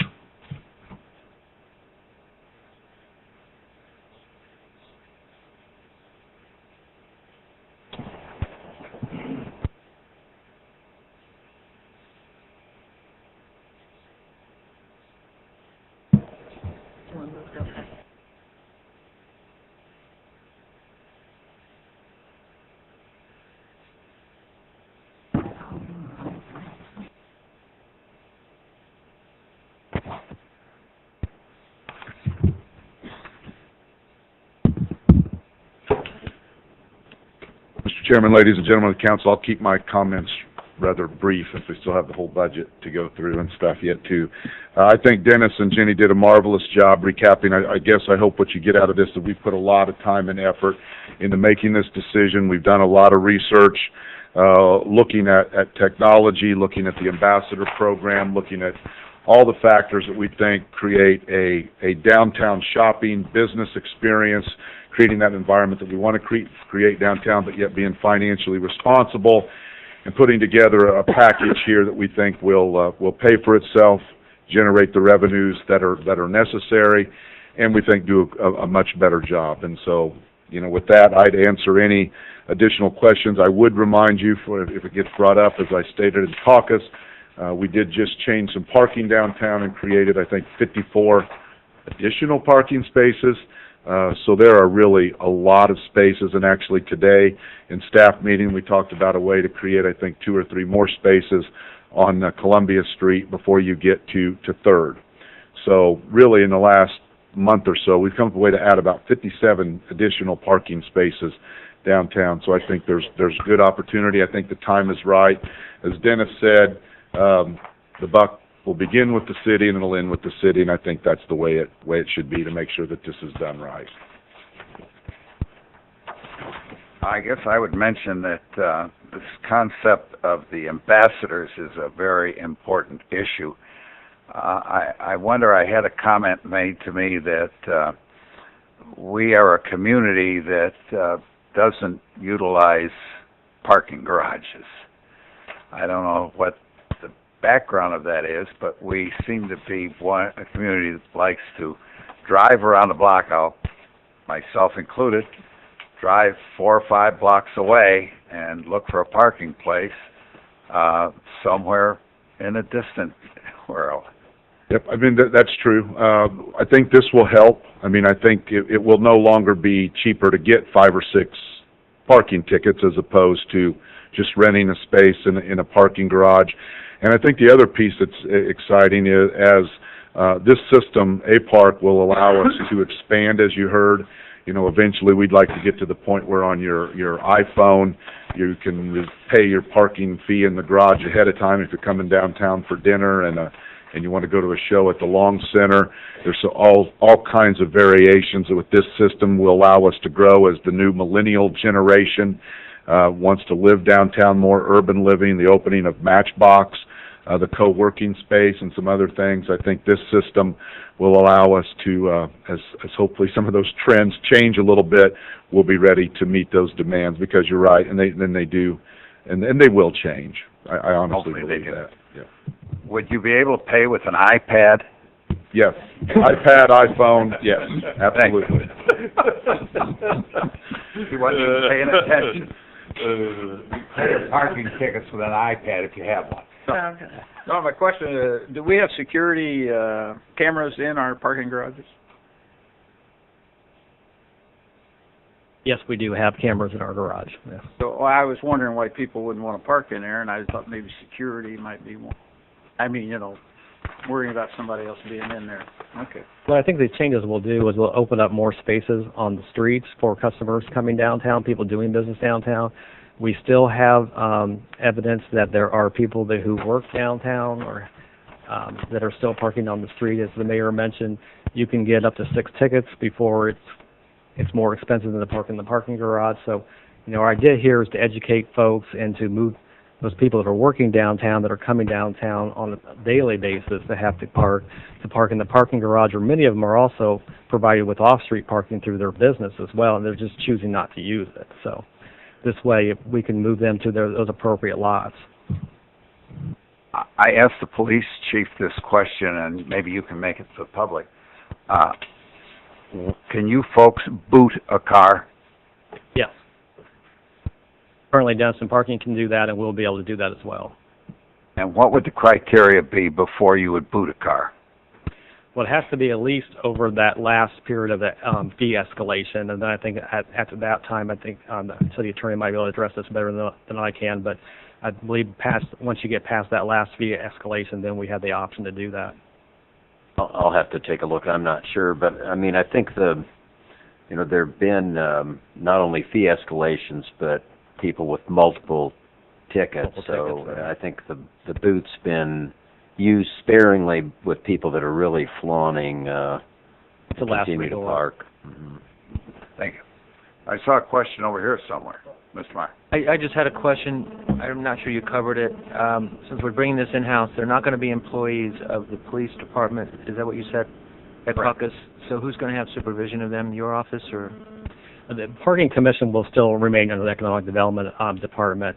The other employees for actual parking management will probably fall under maybe facilities or a different department. Okay. And then you said that you're expecting a 30% increase in revenues? Net revenues. Net revenues. Mm-hmm. Now, at caucus, you said that didn't really factor in these increases of the fines that much. You found that increase in the other budgets, or? We did all of our work on the pro formas and our analysis based on our current revenue stream, not factoring in this ticket increase. Okay. Now, in the future, through our education and the way we'll be able to manage it, particularly with this ambassador function and such, we believe we're actually probably going to see a decrease in tickets. So even though we may be raising the ticket fine and technically raising revenue, I think we'll be seeing less tickets issued. So I think we'll probably fall back to about the same revenue stream that we have today. But even with that revenue stream, we can see an increase in net revenues of 30% just because of the reduced expenses that we can have because of this technology and other things. Okay, so the message is, if we're passing this, it's not to raise money to necessarily cover fund operations. Fund the program. It's because we're finding it more efficiencies, and we really expect to have less ticket violations. Correct. Okay, correct. And we also factored in here as well in our pro forma maintenance reserves for new equipment in the parking garage as well too. So that 30% is even beyond that. Mr. Clinker. In the A-Park part of the presentation, it said it takes a picture of the license and valve stems. Is that, if someone comes downtown to shop and they say, well, I'm downtown, I'm going to eat, and they go 2 blocks down, is that going to restart the clock for those folks, or is that going to be part of If they would move, yes. Mm-hmm. It would restart it, yes, just like as the way it does now. So you mentioned something at caucus about the bumping that's someone will move their car every couple hours of works downtown. Right. In our current ordinance, we do, it is a violation if you park on the same side of the street in the same block within that 2-hour period. So that's to discourage those people that have worked downtown to just moving their car up one space or a couple spaces. Or Any other questions? Thank you, Mr. Carson. Thank you. Any members of the audience wish to address this issue?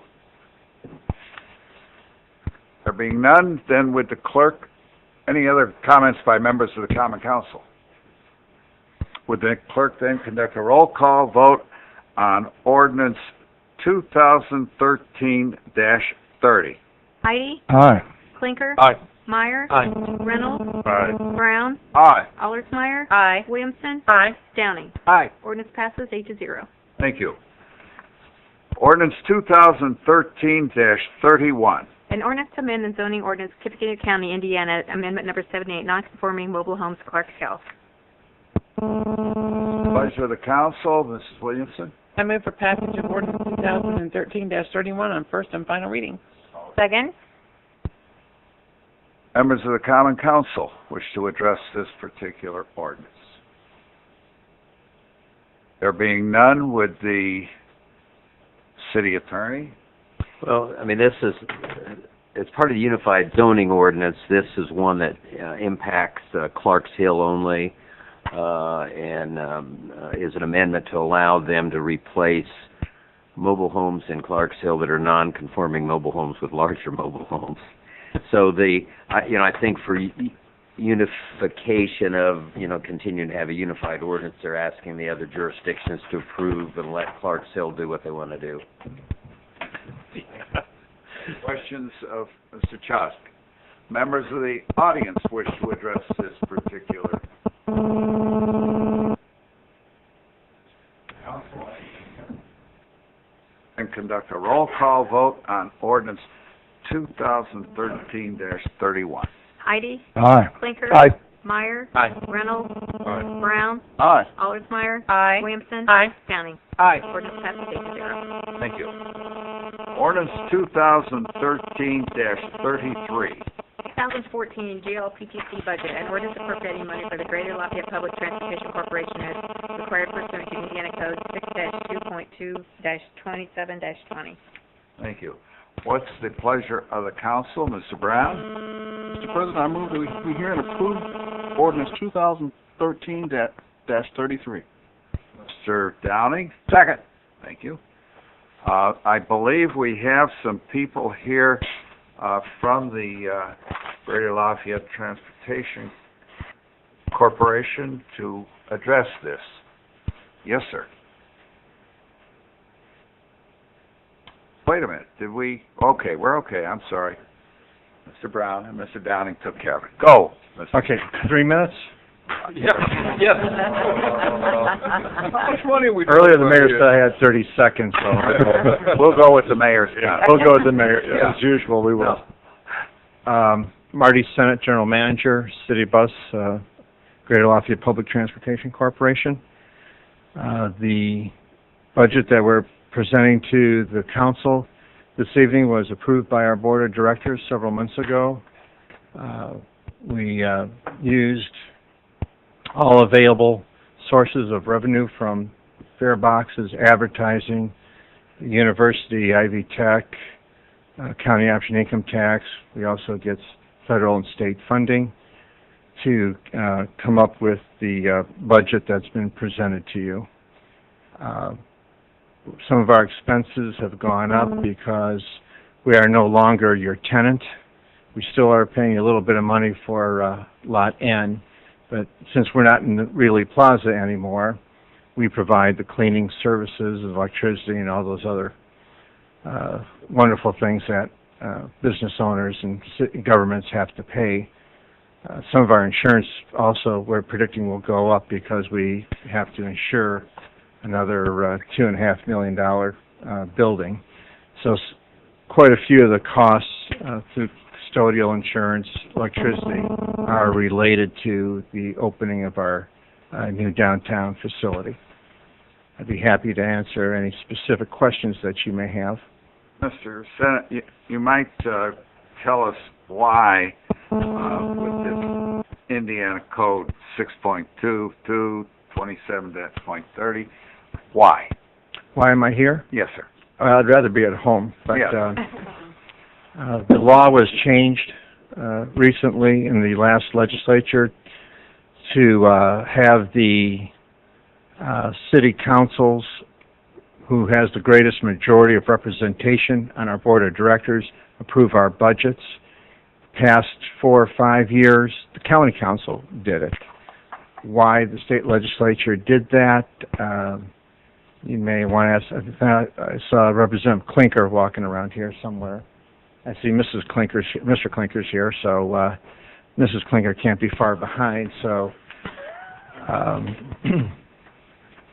you may want to ask her why the legislature. They didn't ask me for my opinion, but the whole idea behind this is that elected officials are approving boards of special districts. And we're a special district, and our board, as you know, is appointed by the city councils of both cities as well as the mayors of both cities. Thank you. That's my question. Any other questions in the... So will West Lafayette have to approve this too, then? No, it's just one body, the largest of the two. Of the two. And then has this already passed your bus board then? Yes, it has. Okay. Thank you. Any other questions? Thank you. Is there anyone else from the Transportation Corporation who wish to address the City Council? Now it'll be open for members of the audience to wish to question this material. Terry. You disappoint me. Let's take it over. So you left out the excess. Oh, okay. Now, as I understand it, it's good for all eternity. Go on to 5 years. God will not outlive.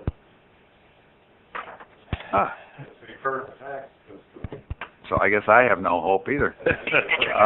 Anybody else have questions or comments? I would just, Yes, sir. I'm just going to comment that I'm going to abstain on this because my law firm occasionally represents the city bus, so I'll be abstaining on the vote. There being no comments, other comments from the audience, then would the clerk conduct a roll call vote on ordinance 2013-33? Heidi? Aye. Blinker? Aye. Reynolds? Aye. Brown? Aye. Allersmeyer? Aye. Williamson? Aye. Downing? Aye. Ordinance passes 7 with 1 abstention. I would ask that someone make a motion for a public hearing on this particular ordinance to be heard on October the 9th at 5:31. So moved. Is there a second? Mr. Brown, thank you. All those in favor, do we need a roll call or just... I think a voice vote's adequate on second. All those in favor signify by saying aye. Aye. Aye. Opposed, same sign. Thank you. Ordinance 2013-34. 2014 budget ordinance, an ordinance appropriating money for the purpose of defraying the expenses of several departments of the city government of the city of Lafayette, Indiana for the fiscal year beginning January 1st, 2014 and ending December 31st, 2014, including the outstanding claims and obligations and fixing the time when the same shall take effect. What is the pleasure of the council, Mr. Downing? I move to hear and approve 2013-34, and Cindy Murray did a great job getting through that. She was Mr. Heidi? A second. Mr. Mayor? Mr. Chairman, ladies and gentlemen of the council, thank you. It's an opportunity. I appreciate the opportunity to come before you tonight. For some of you, this is several budgets in a row that we've all worked on here for 10, 14 years, and if you're Mr. Campbell, I think it's his 42nd budget. So longer than some of the people in the audience have been alive. So my opportunity, I have to give that back just a little bit. So, but can't take it, can't make it. But in all seriousness, I want to thank the council for your support and working together, as we always have in the past, to be fiscally responsible, provide outstanding services to our citizens, fairly compensate our team members here at the City of Lafayette, and what we like to do is plan for the future and certainly be progressive. This budget, as budgets do, reflect our priorities, our commitments, again, to those services we provide, and to moving this community forward. As you heard tonight with parking and many of the things that we do, we continually look for opportunities to be progressive, to move the community forward, to position us in a global economy, to improve the quality of life for our citizens, and to be a place of choice for people to live, to work, and to retire. And this budget takes all of those items into consideration. As it is with most budgets, personnel costs, salaries, Social Security, pensions, insurance, all those things compromise the vast majority of this budget. As you'll notice, this is our first go-around after we vote tonight. Then on the 17th of this month, we will have a working session where we'll sit down with everybody, kind of go through the budget line by line. We'll begin to hone it down at that point. We will have our final insurance number on October the 9th. As you know, we have a placeholder in here right now. We believe that number will be less than the placeholder, which should put us very, very close to where we want to be as we end up this budget. Just for the highlights, this budget is a 2% raise, a 13% placeholder for insurance. Also, we discussed at caucus, it also is a increase of our PERF contribution. We got notified by the state that PERF has to go up from 9.5 to 11% of salary. That's something we can't control, and so we're going to have, that also has to be funded in here also. Those are some of the highlights. I'm going to go through a few of the departments, and I am going to ask some of the department heads to step up here and explain some things in more detail. Some of the department has some of the more significant changes. I think you should hear directly from them, and then we'll move forward, hopefully at a timely pace here. That's what the council wants, but if you do want some greater detail, please let us know. What you see now, the general fund is currently showing an increase of 4.96%, and overall the increase is 4.54%. In the general fund, the mayor's, controller, council clerk, purchasing, sanitation, and IT, we only have change to the salary lines. In HR, we have a small increase to the instructional line in addition to the salary. The facilities department, instead of having them come up, I'm going to take care of it because it's relatively small. The facilities department, one thing that we did do is we added $2,000 for educational purposes should the employee receive certifications such as HVAC, ADA, and others. We are working to upgrade our facilities department. So much like we do at our fleet maintenance, when you get certain certifications, you get some additional monies. We're working on doing that with our facilities department to decrease the need for outside contractors, hopefully make us more efficient. We're not to where we want to be yet, and we're looking at where we might get to over the next year, but I think this is a good start for moving that process forward, so that's one of the things in there that you'll see. I want to go to MVAH first, and then I'll bring some people up. I want to make sure that we understand this. As you know, that we're going to get some extra money through motor vehicle highway, through the state legislature passed a bill that's actually going to allow some more money in our motor vehicle funds to flow back to the cities, to local units of government, which is a good thing. We hope that could be as high as $545,000. We're not sure yet because it is on a monthly calculation. So we have budgeted $350,000 of that in here. So when you see that motor vehicle highway went up 12.81%, the vast majority of that is because we have budgeted that new money. So I want to make sure that everybody is clear on that. Should we receive some additional money, we need to appropriate that. We'll come back to the council, but since it's monthly, it'll take 8 months by our calculations to even get up to the $350,000. And so as we get the wheel tax in and the other monies, we'll kind of look at that together and then decide what we should do next. With that being said, the first, I'm going to call up Jenny Leschny. Jenny is our city engineer, and she's going to talk about a couple of the changes that will take place in engineering, and then I'll step back up and I'll call up some other department heads.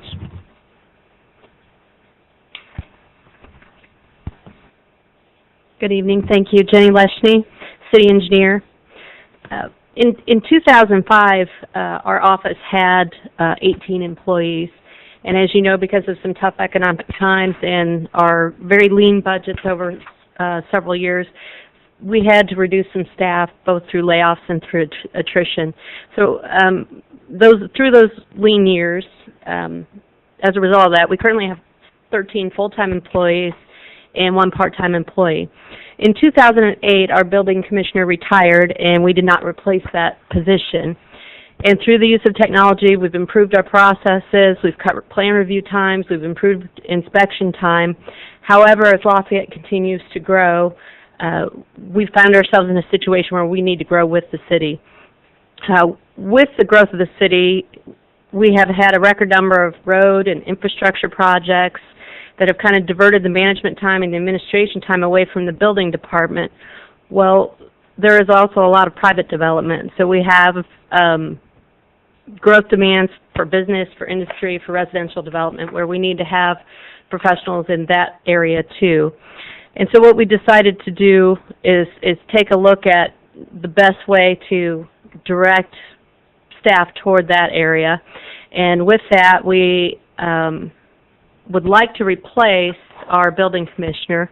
Currently, Mark Gick, one of our electrical inspectors, is our acting building commissioner. Essentially, Mark is doing 2 jobs. But after looking at our budget and our staff, we kind of put forth the idea that to fund that position fully, we would need to look at some fees and fund that through the building permit fees.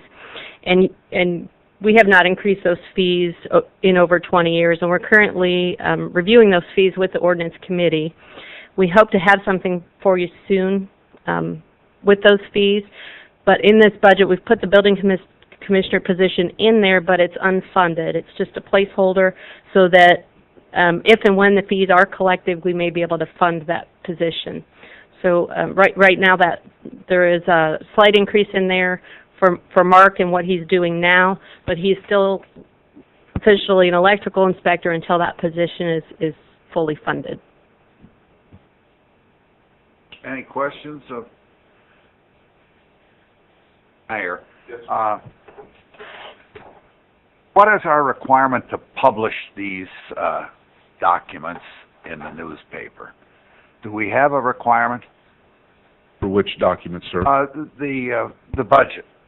Oh, yeah, Cindy publishes it all kinds of times on certain dates and certain days apart from each other, and so, yeah, we... Online? Good, because I think that the public should be made aware of the fact that that is in the newspaper. I've seen it, but I wanted you to say it. That information is in the paper, and that they could make a more closely examination of that for the next time that we meet on this particular issue. The only cautionary note I would do on that the budget that you'll see in the newspaper is considerably higher than this budget right here. We've already cut it way down because by the state requirements make us publish that so far in advance that we don't even have all the information yet. So the budget that you have before you tonight is already considerably lower than the budget that was passed in the newspaper. Thank you. Just want to bring that to everybody's attention. Thank you. Thank you. I have a question for Jenny. Yes. For Jenny, I have a question. Just so I understand, the amount of change in the engineering department shows an increase for salaries of $17,700. So that includes, I presume, the 2%, and then an additional amount for a building commissioner. Is that right?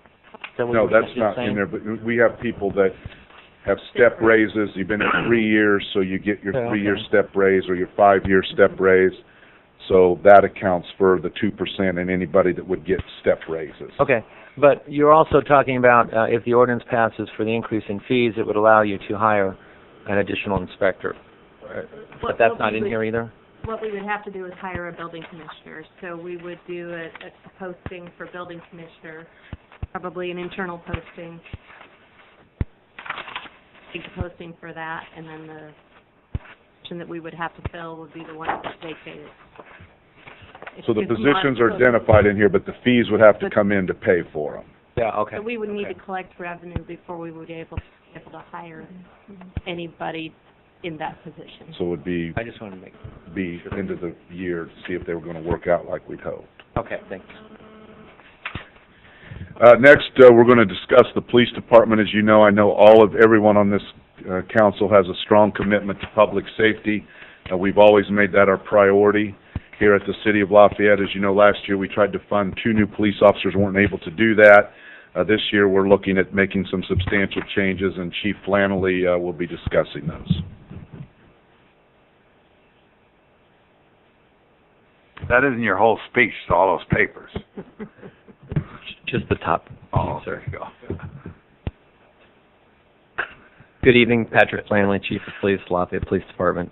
Thank you for the opportunity to be here this evening.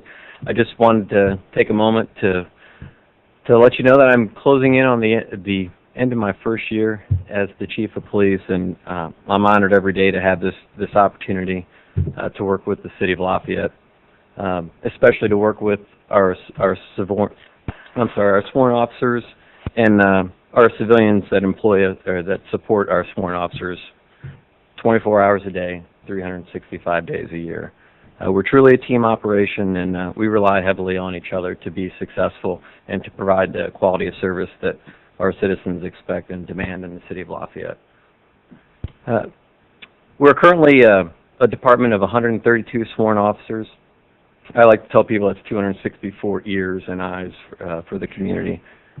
Policing a population base of approximately 70,000 people. That doesn't include our transient population. That's just the residents of our community. We all know that we have a lot of people that come and go through our community every day, and we're responsible for their safety while they're here.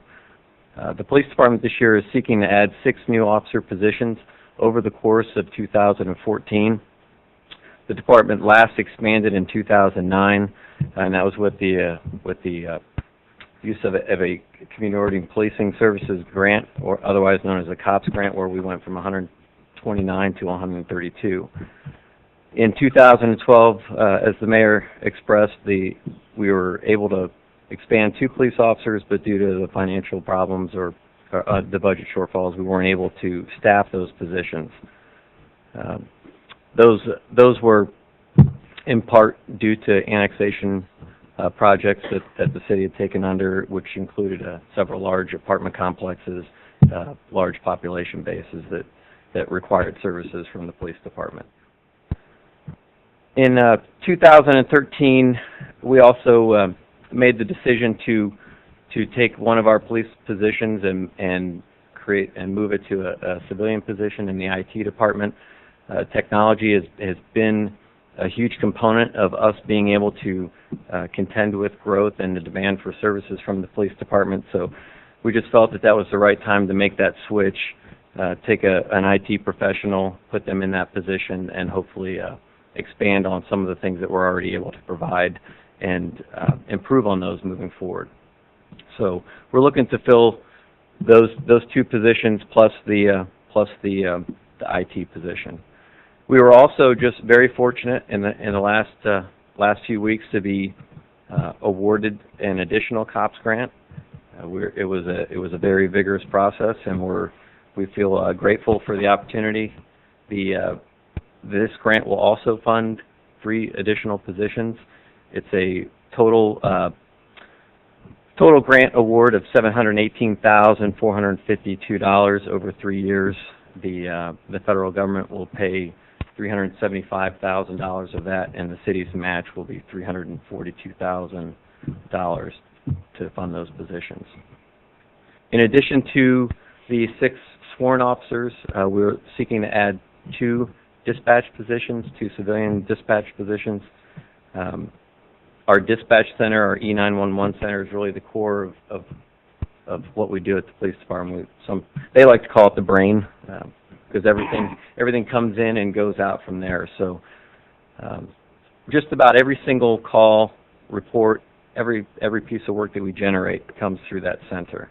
And so just a few numbers for comparison. Just in this year alone compared to last year, we've experienced increases in our administrative line calls our 911 line calls and our CAD calls for service. A 1.93% in the admin calls, which equates to about just about under 24,000 calls. Our greatest increase is in our 911 calls, and I'll get to a little bit more about that in a minute, but we have a 106% increase from approximately 19,000 calls compared to the same period last year in 2012.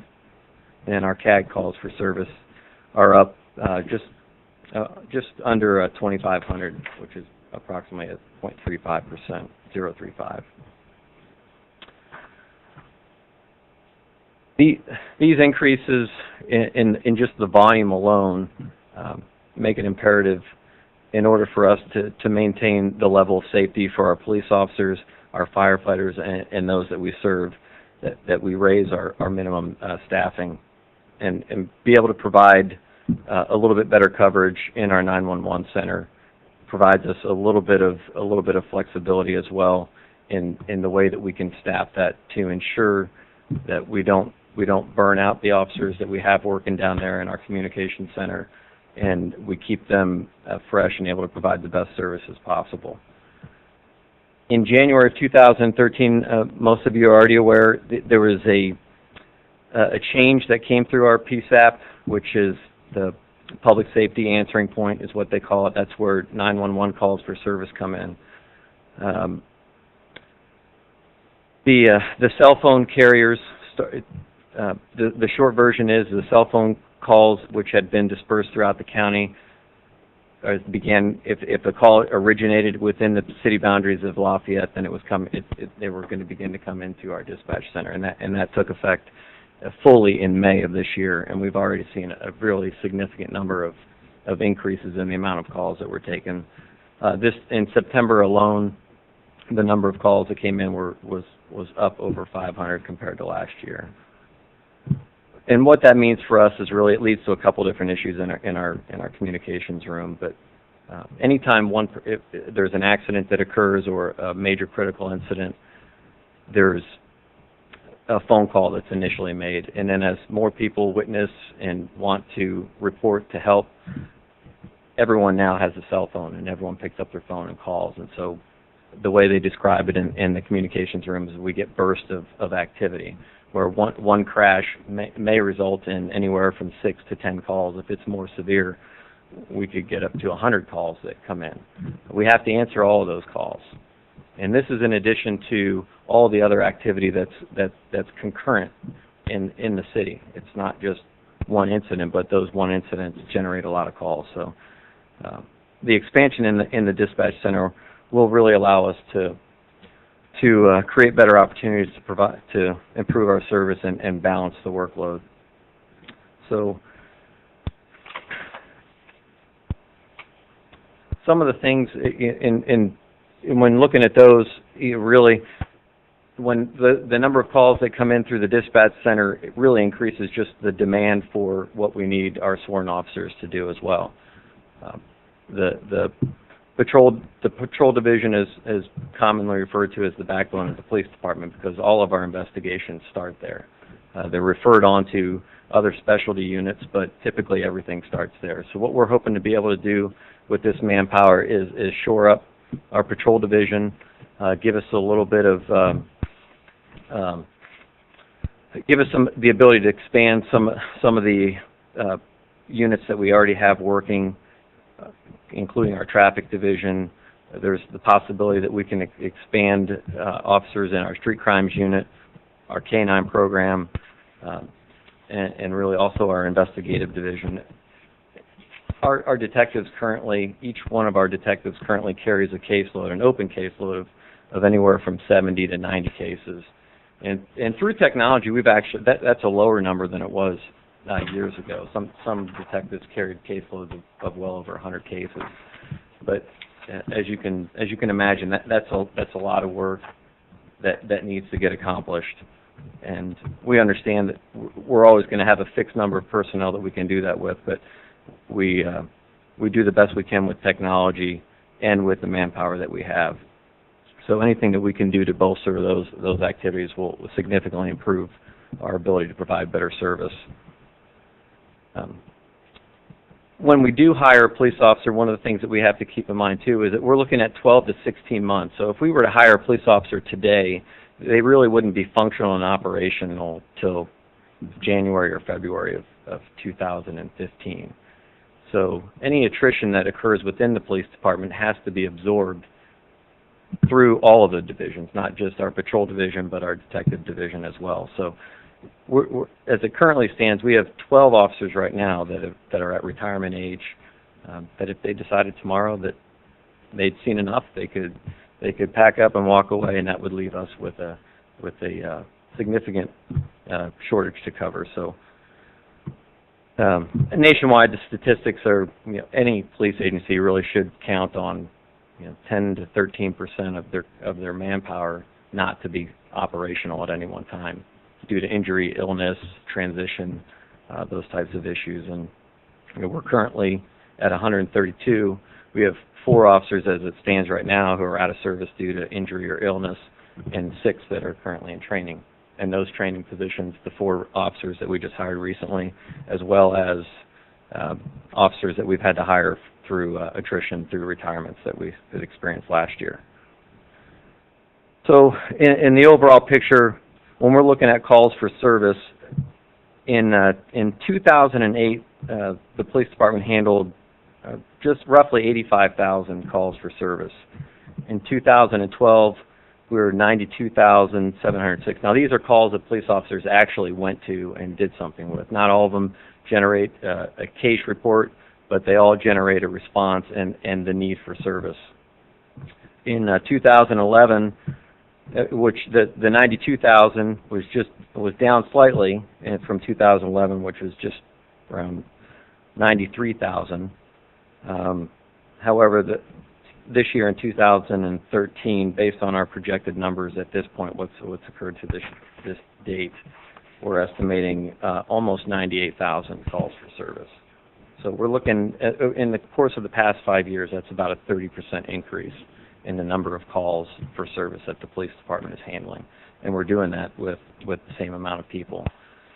So it is important for us to be able to continue just with the growth that we've been experiencing, to be able to provide the level of service that our community is accustomed to, and with that additional manpower, I think in our continued research and use of technology, I think we can still provide a great service. We like to consider ourselves the best police department in the state of Indiana, and we're going to work our best to continue to be that way. Thank you.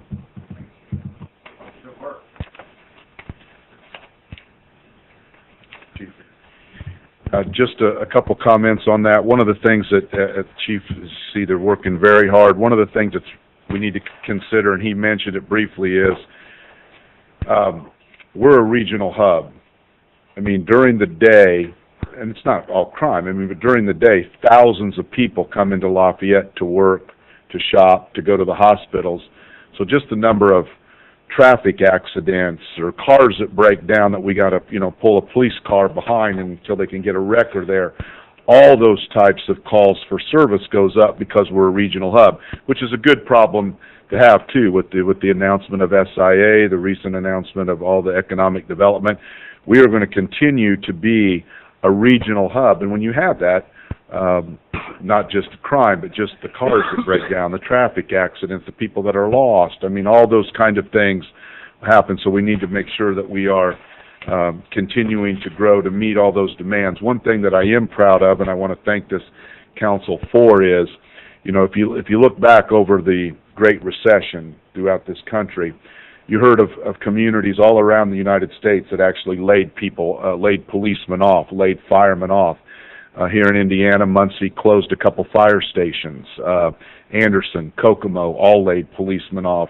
Indianapolis has 600 open police positions, I think, right now. It's a huge amount. And we've never done that here. We've not laid off policemen or firemen. We don't keep positions open. The chief fills them as the people retire. We fill them, and because we have been fiscally responsible, been very careful, We've never had to lay anybody off, and now we have the resources to fund these positions and to help meet the needs of the police department. I want to thank the council for always standing by us on public safety and not ever laying people off or cutting back on public safety. We might not have grown as fast as maybe we'd all like to, but we never went backwards, and I think that's important. With that, I'll bring up Chief Doyle of the Lafayette Fire Department.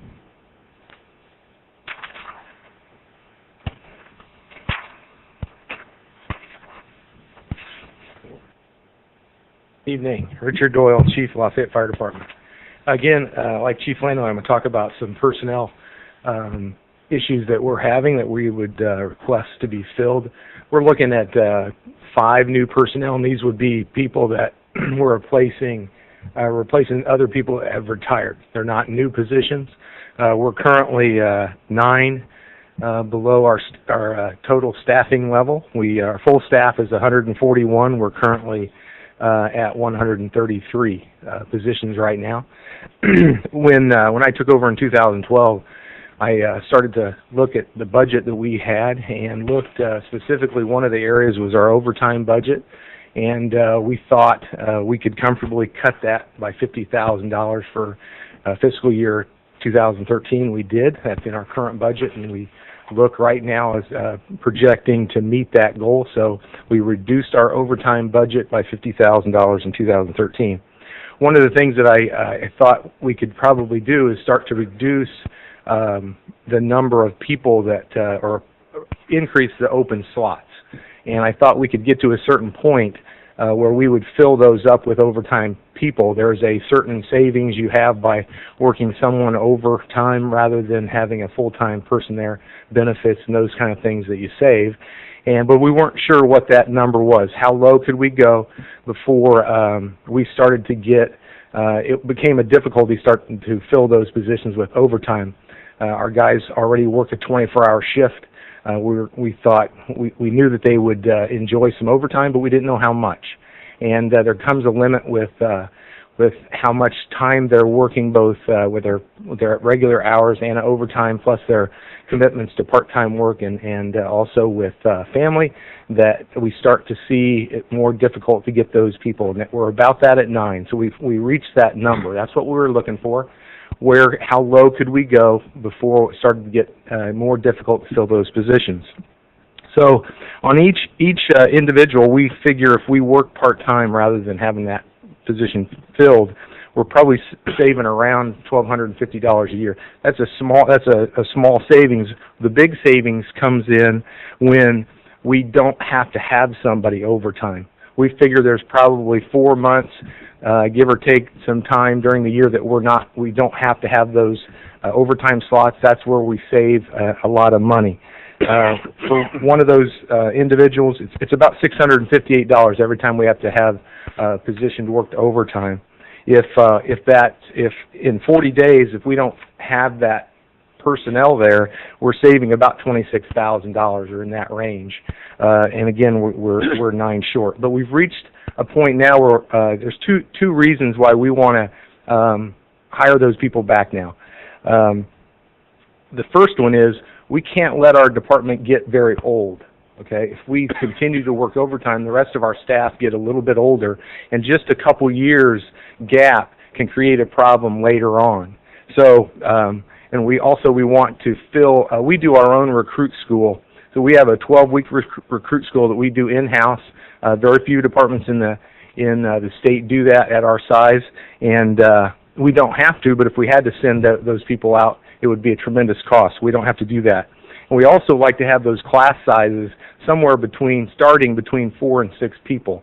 It's a real good class size for us. Anything lower than that, the quality of that class kind of diminishes, and we've had as many as 10 in a class. So those are some of the things that we look at when we look for when should we be hiring people.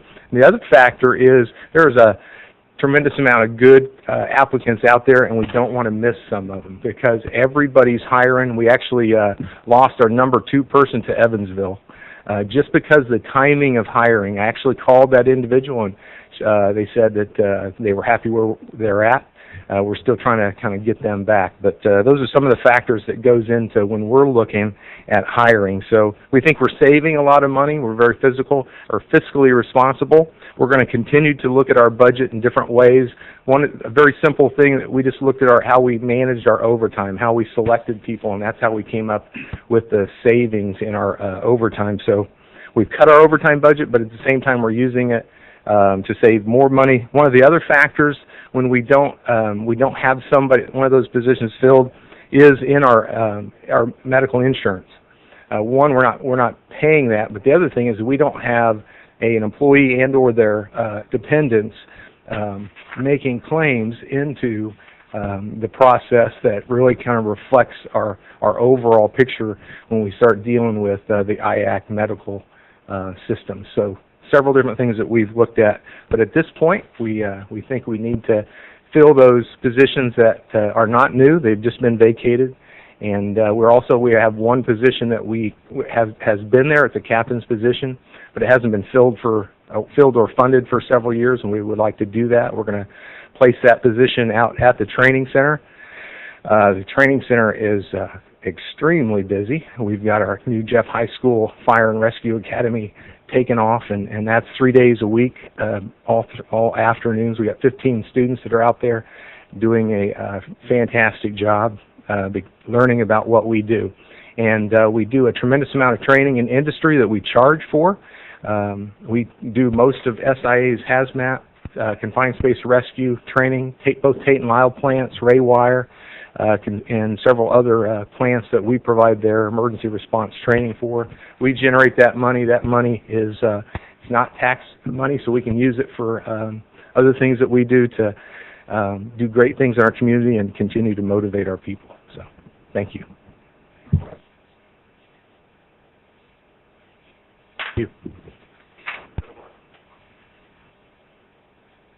See, we put a lot of time and thought into this, and I really feel we're continue to move in the right direction. Next, we're going to kind of wrap this up with Ted and then with Mike. We're going to talk about parks just a little bit. As you know, we've cut a lot of jobs in the parks over the last few years because of budgetary restraints and property tax caps and some of the big issues when we first took office. But we think, our park system continues to grow. We've got a lot of new opportunities, and so we want to begin to shore that back up. And again, because we've been responsible, we're confident that we're able to do that. So Ted's going to talk a little bit about what we're looking at in the Parks Department. Thank you, Mayor. Ted Bumbleberg, Lafayette Parks. As the mayor said, we continue to grow. We continue to add parks and trails to our system. So what we're looking at doing, the first position has been on the salary ordinance since 2006. It was one that Mike and I had worked on when Mike was out at the park, and that's the director of operations and projects. What we have is 38 positions on the ordinance. We're looking to add one new position, but the director of projects and operations and projects has been unfunded since then. This position would assist the superintendent with supervision of parks maintenance activities, assist with the oversight of construction projects. We're going to have several projects coming up in the future as Loeb Stadium, additional zoo exhibits, continued renovations to Columbian Park, additions of other park facilities. I think as you saw tonight with the Bob Roman project and more additional trails, a trailhead park. So those continue to add to our plate of additional facilities. So that's where this position would come in, as well as assisting with the supervision of all the kind of the daily activities and the daily maintenance personnel. Excuse me, I think I got what my father had earlier. The second is an update to an existing position on the salary ordinance. We had an individual leave us earlier a couple months ago, and we're looking to make just an update to the position. We're changing it from a Comet to a Pat. In that, this position provided in-house support for our POS systems. We have 3 separate POS systems, one at the zoo, one at McAllister, and one at Tropicana Cove. that person assisted with all the updates to to those systems, and it just takes care of those operations. Also, this person assists with the superintendent with preparing the annual reports, the publications of those, and those updates to the park website, and uses the various programs associated with those updates. This is Adobe Illustrator, and those type of programs.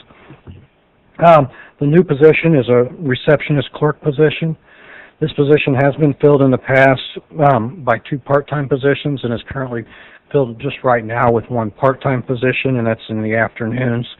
And we continue to get more and more shelter reservations by phone, email communications, and we feel it would bring some continuity to the whole reservation process and continuity of the office in all those scheduling of park activities and those type of things with that full-time receptionist clerk position.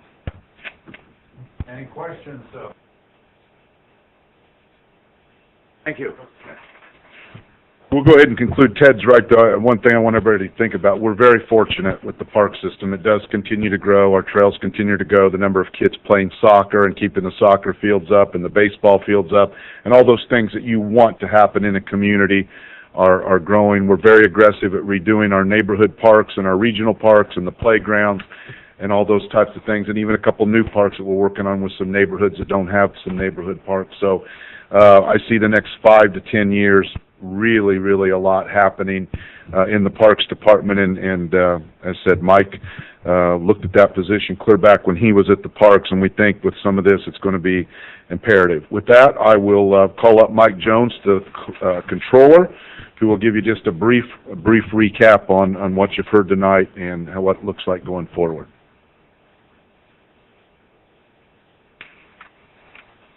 Mr. President, Mike Jones, Controller, Council. As always, I just wanted to chat a little bit about how we go about this process. We typically use a hybrid zero-based approach to our budget. If we were to use a baseline method and we had a $100,000 line and we were going after a 2% raise as we were requesting this year, that budget would reflect $102,000. We don't really do it that way. We take a look and essentially start from scratch. We look at each department. Are there openings? When do we fill those openings? Are there possible retirements? When are we going to fill those? Are we going to reorganize? So we take a look at all of those things and try to space that out and, like I said, just essentially start from scratch. So as we do it this way, you're going to see some departments that may have a little more than 2%. You're going to see some that actually dropped from last year. With the things like supplies and utilities and some of these other operational expenses, we kind of rely on historical averages and take a hard look at several years of those to come up with that. So doing it that way, we have, as the mayor mentioned, we have an overall budget increase of 4.5%, or $2,390,000. Salaries, including the Social Security taxes and the PERF increase that we have, make up about $1,267,000 of that, or 53%. Our insurance, with the 13% placeholder sitting on it, makes up 27% of that increase, or roughly $650,000, a little bit under that. And then finally, that leaves 20%, or $467,000, coming from those other operational expenses.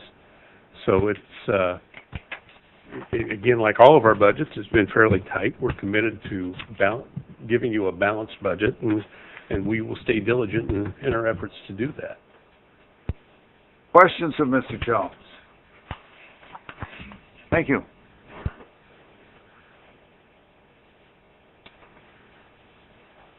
Got to check the script. I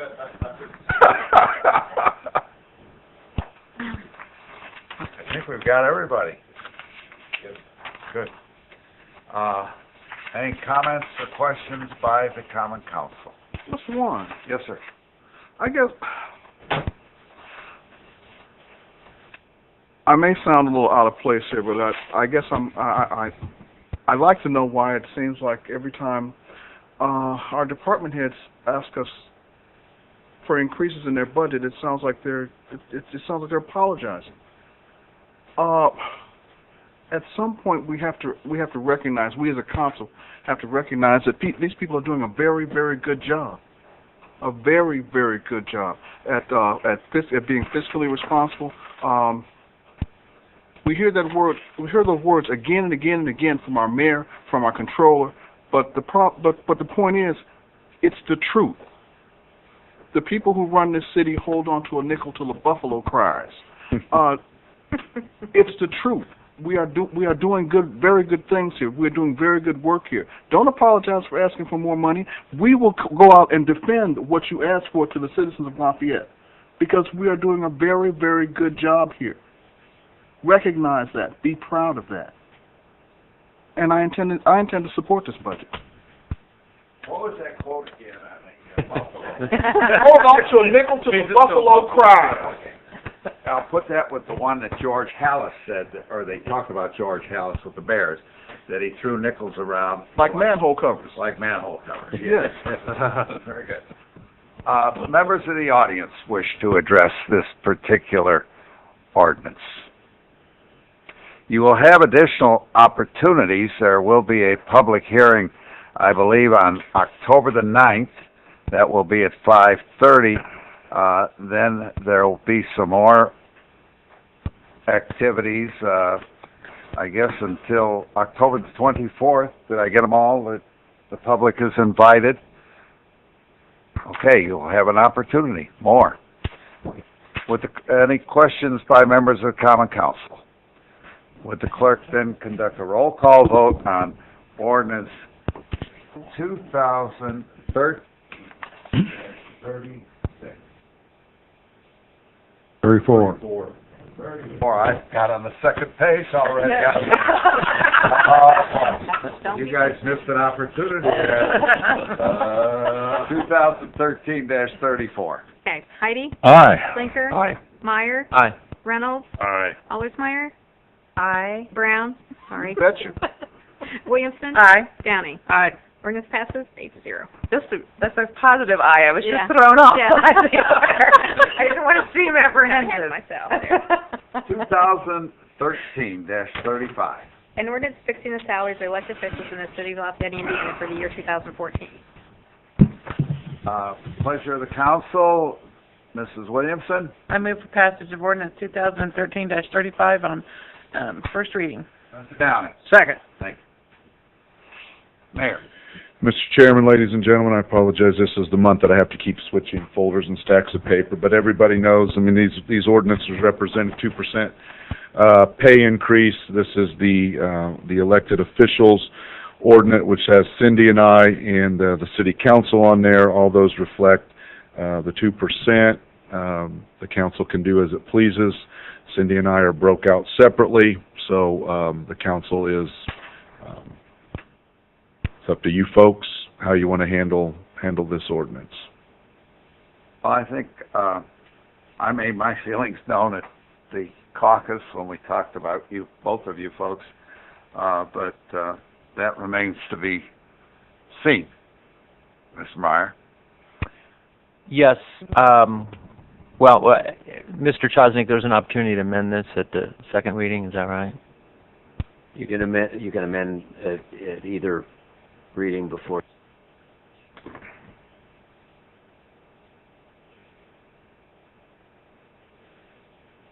Thinking about And then remember, we have to stay within budget. Oh, I understand, but I haven't consulted with everyone yet, and I don't want to.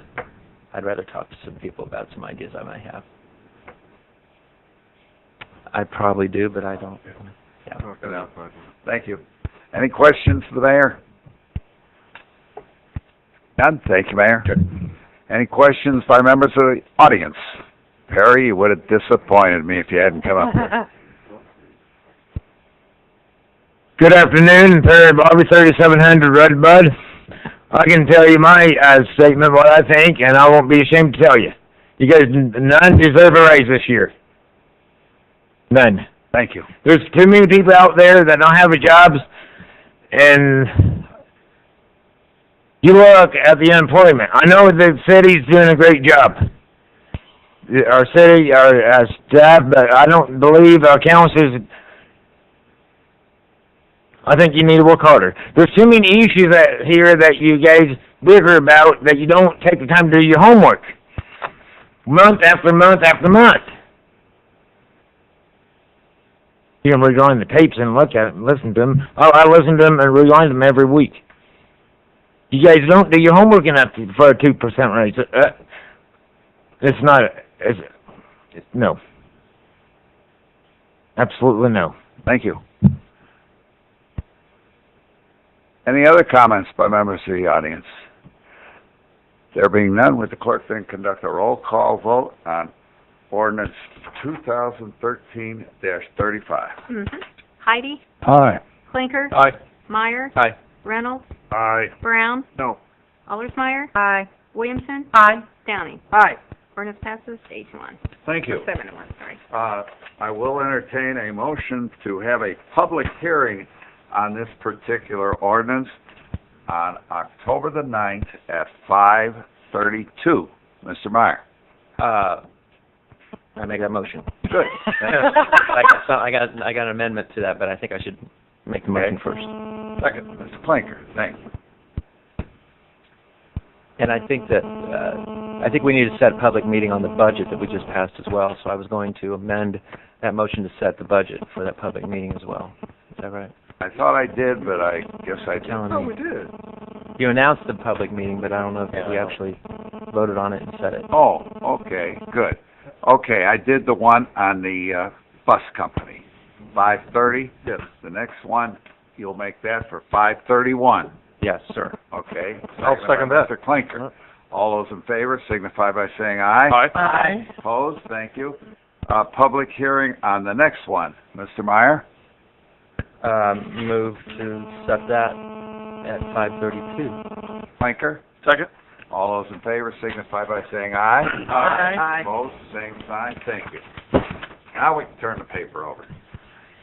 All right, ordinance 2013-36, an ordinance fixing the salaries of the appointed officers and employees of the City of Lafayette, Indiana for the year 2014, excluding the sworn protective occupation of law enforcement members of the police and fire department.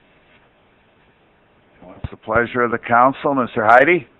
I move for passage of ordinance number 2013-36.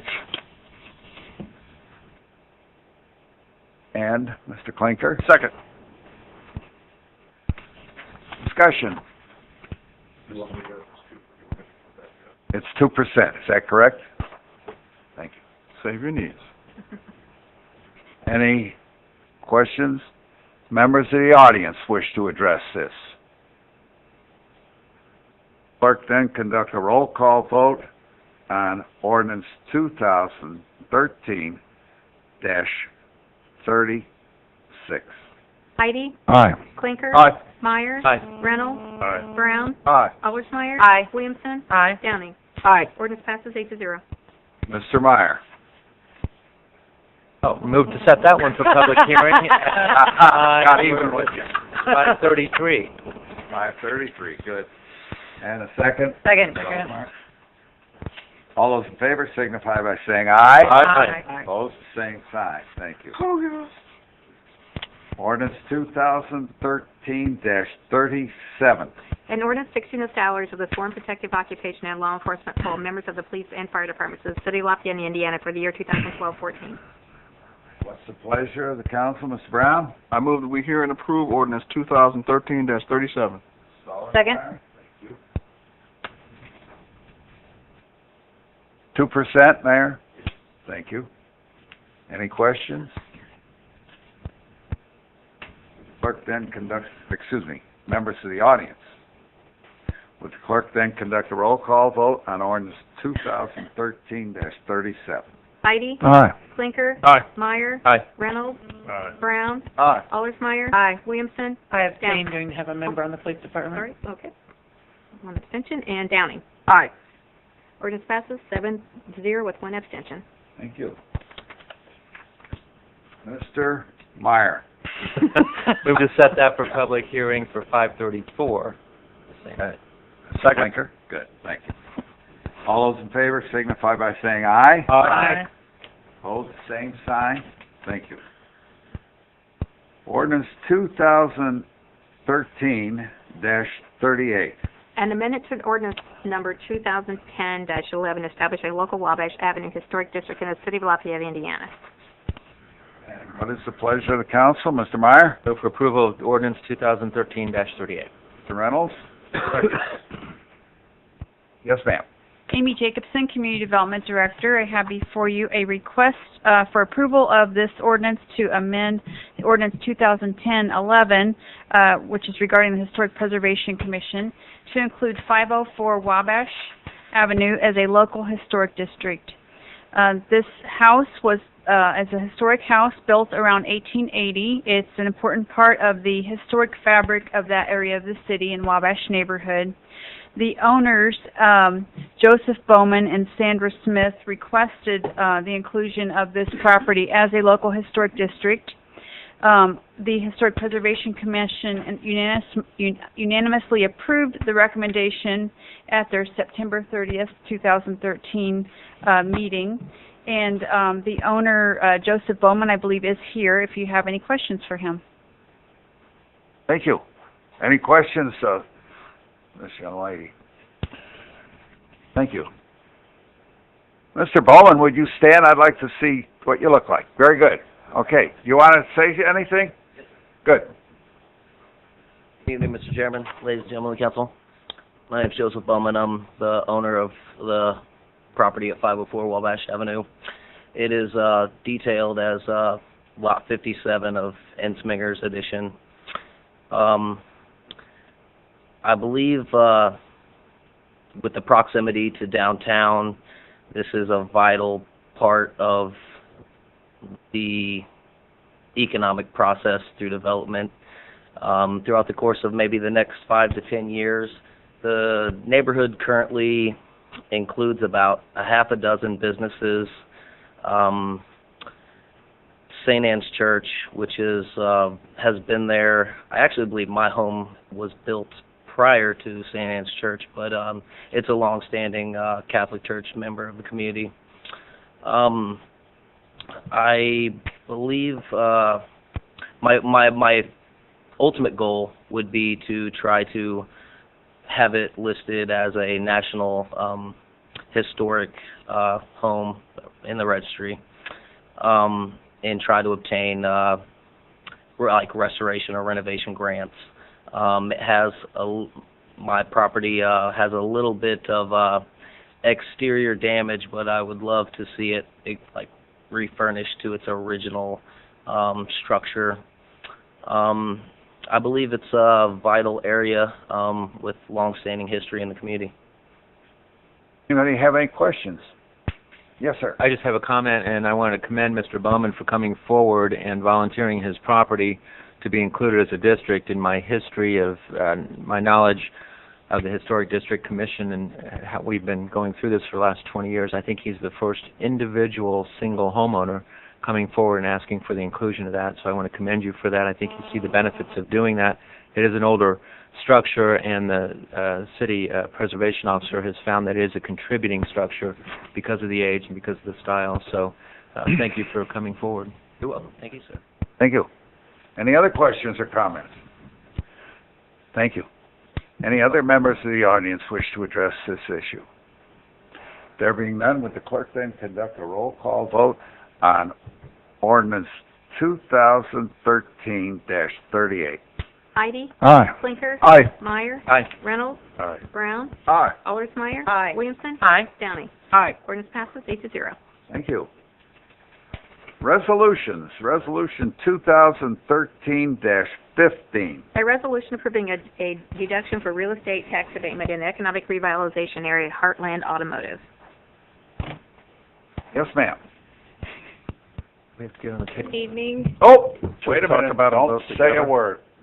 Mr. Meyer. Move for passage of resolution 2013-15. Mr. Hyde. Second. Hey, go ahead. Am I good? You're great. Good to go. Okay, Jody Hamilton, Economic Development Director for Greater Lafayette Commerce, and I'm here in support and to ask for your approval for the deduction for real estate tax abatement and personal property tax abatement for Heartland Automotive.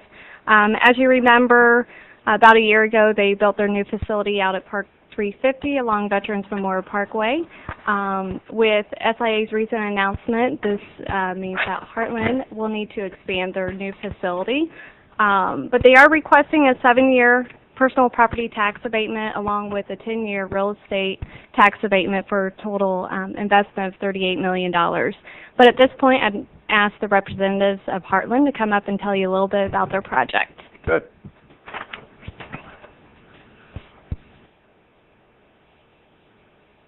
Good evening. Roland Yu, Senior Vice President of Heartland Automotive. It's nice to be back. I know a year ago we had a meeting about our building up a new facility, and this year we're coming back to expand this new facility even further. As we just discussed, our main customer is also expanding their production in Lafayette, so they'll have greater needs for our product, and so we'll expand this facility. With this, we're planning to expand our jobs also in Lafayette.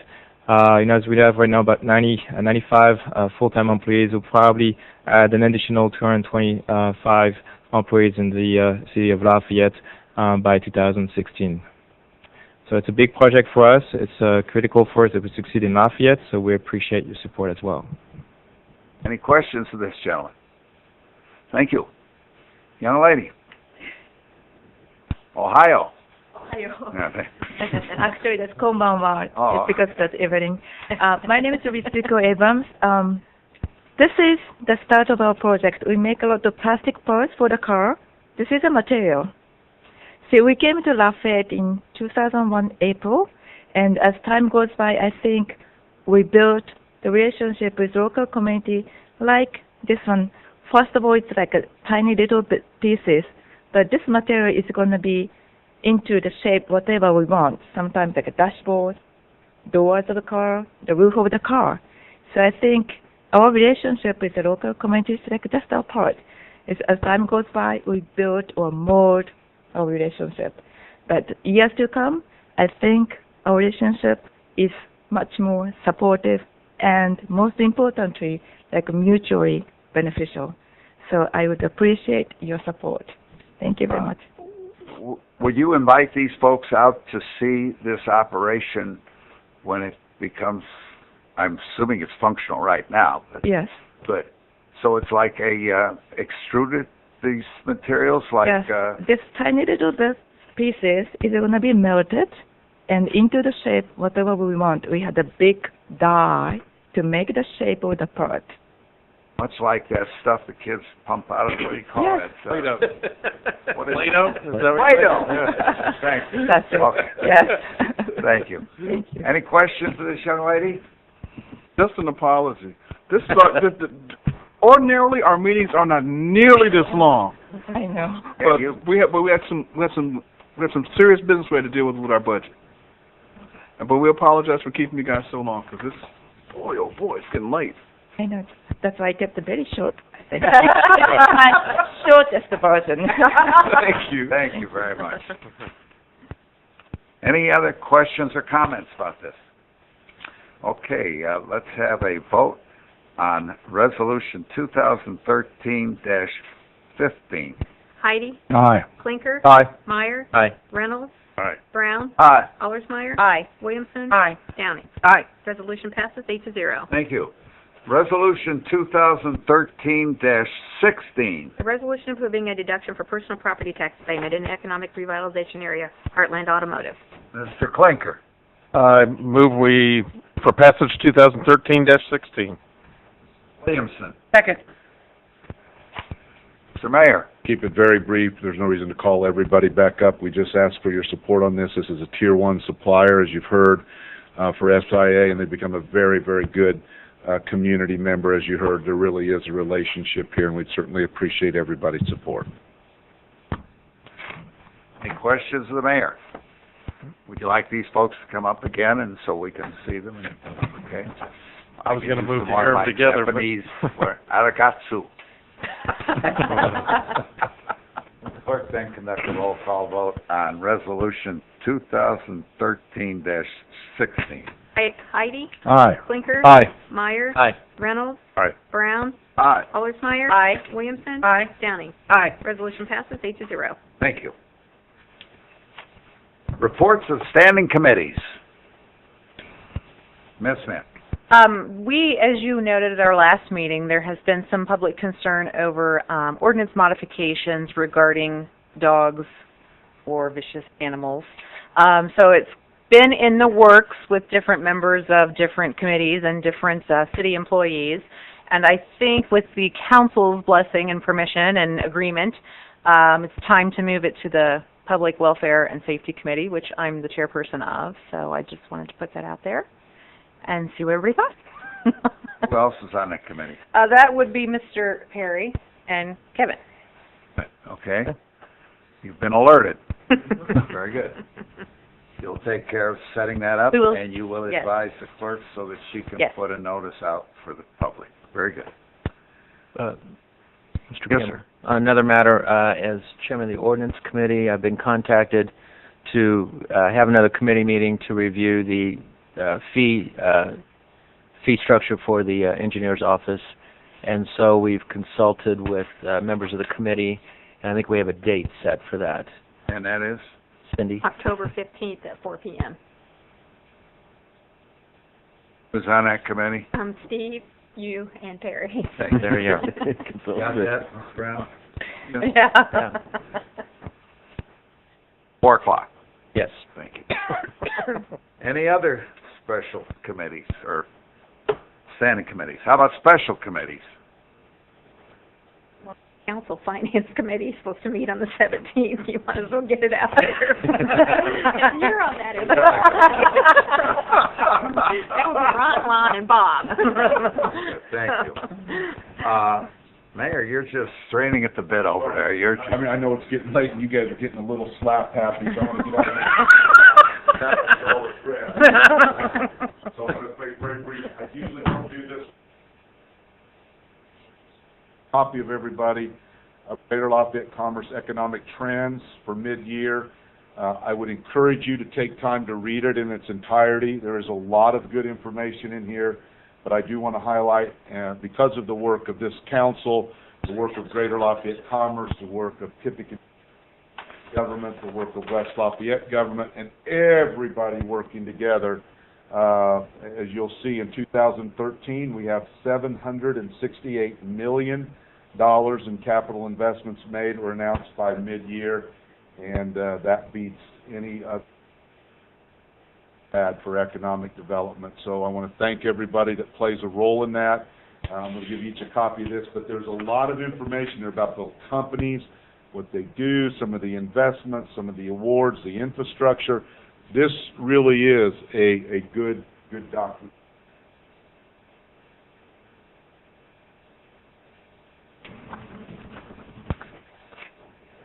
Thank you.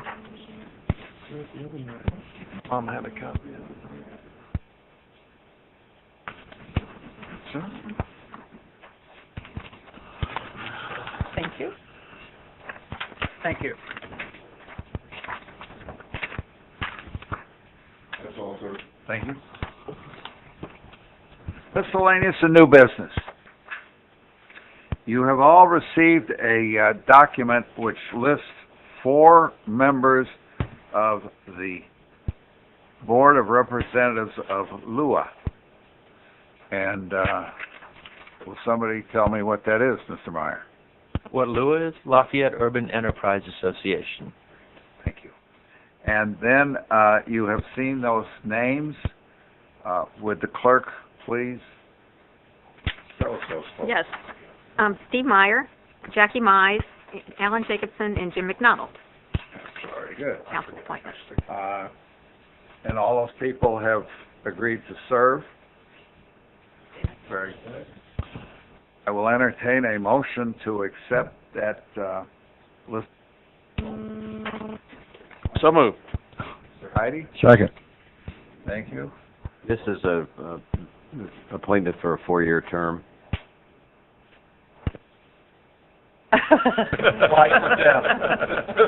Stuff that you park. It's 4 years? Yeah. Okay. Okay, good. Now I know that.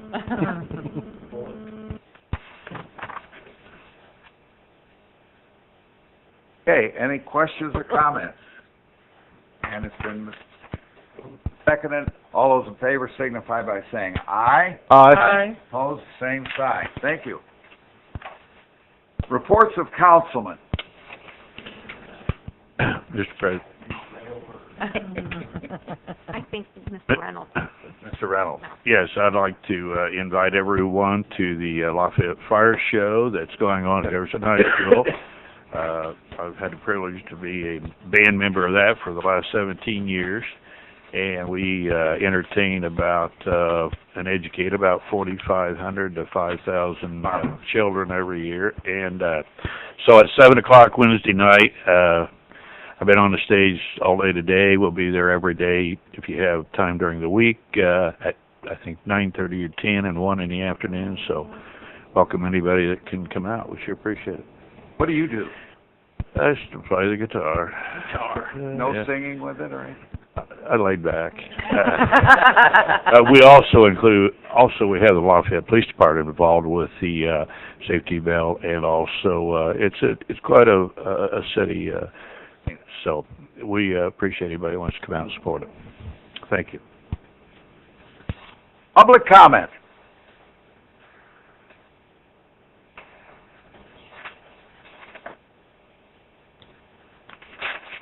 Barry Bobby, 3700 Redbud.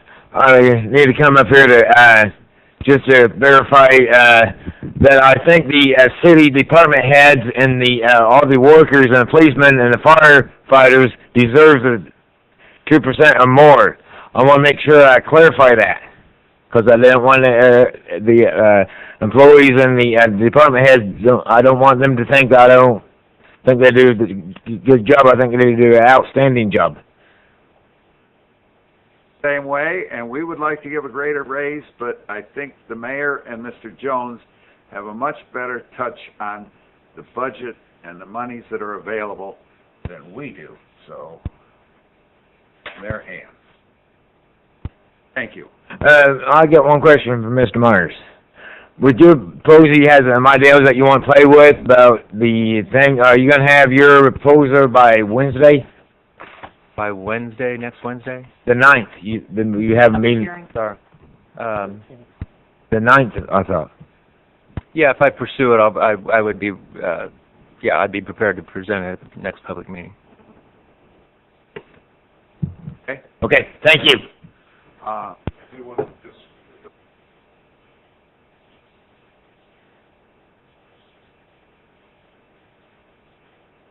okay. I was thinking. No vote. I don't know yet.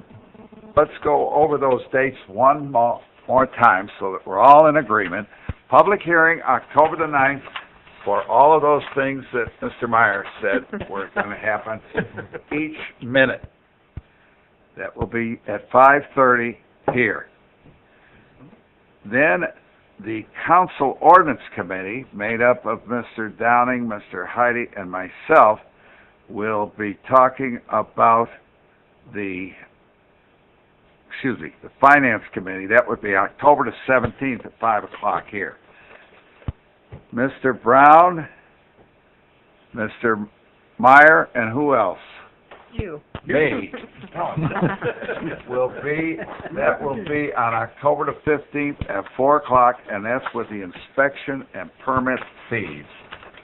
Then on October the 24th at 5 o'clock, we will adopt the budget and salary ordinances, and I guess that would be the date that you're interested in, Mr.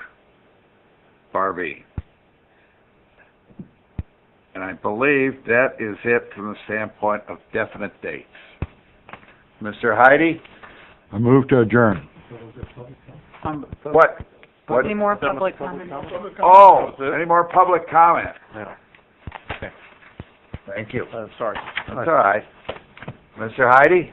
I move to adjourn again. Second. All those in favor signify by saying aye. Aye. Opposed, the same sign. Yeah.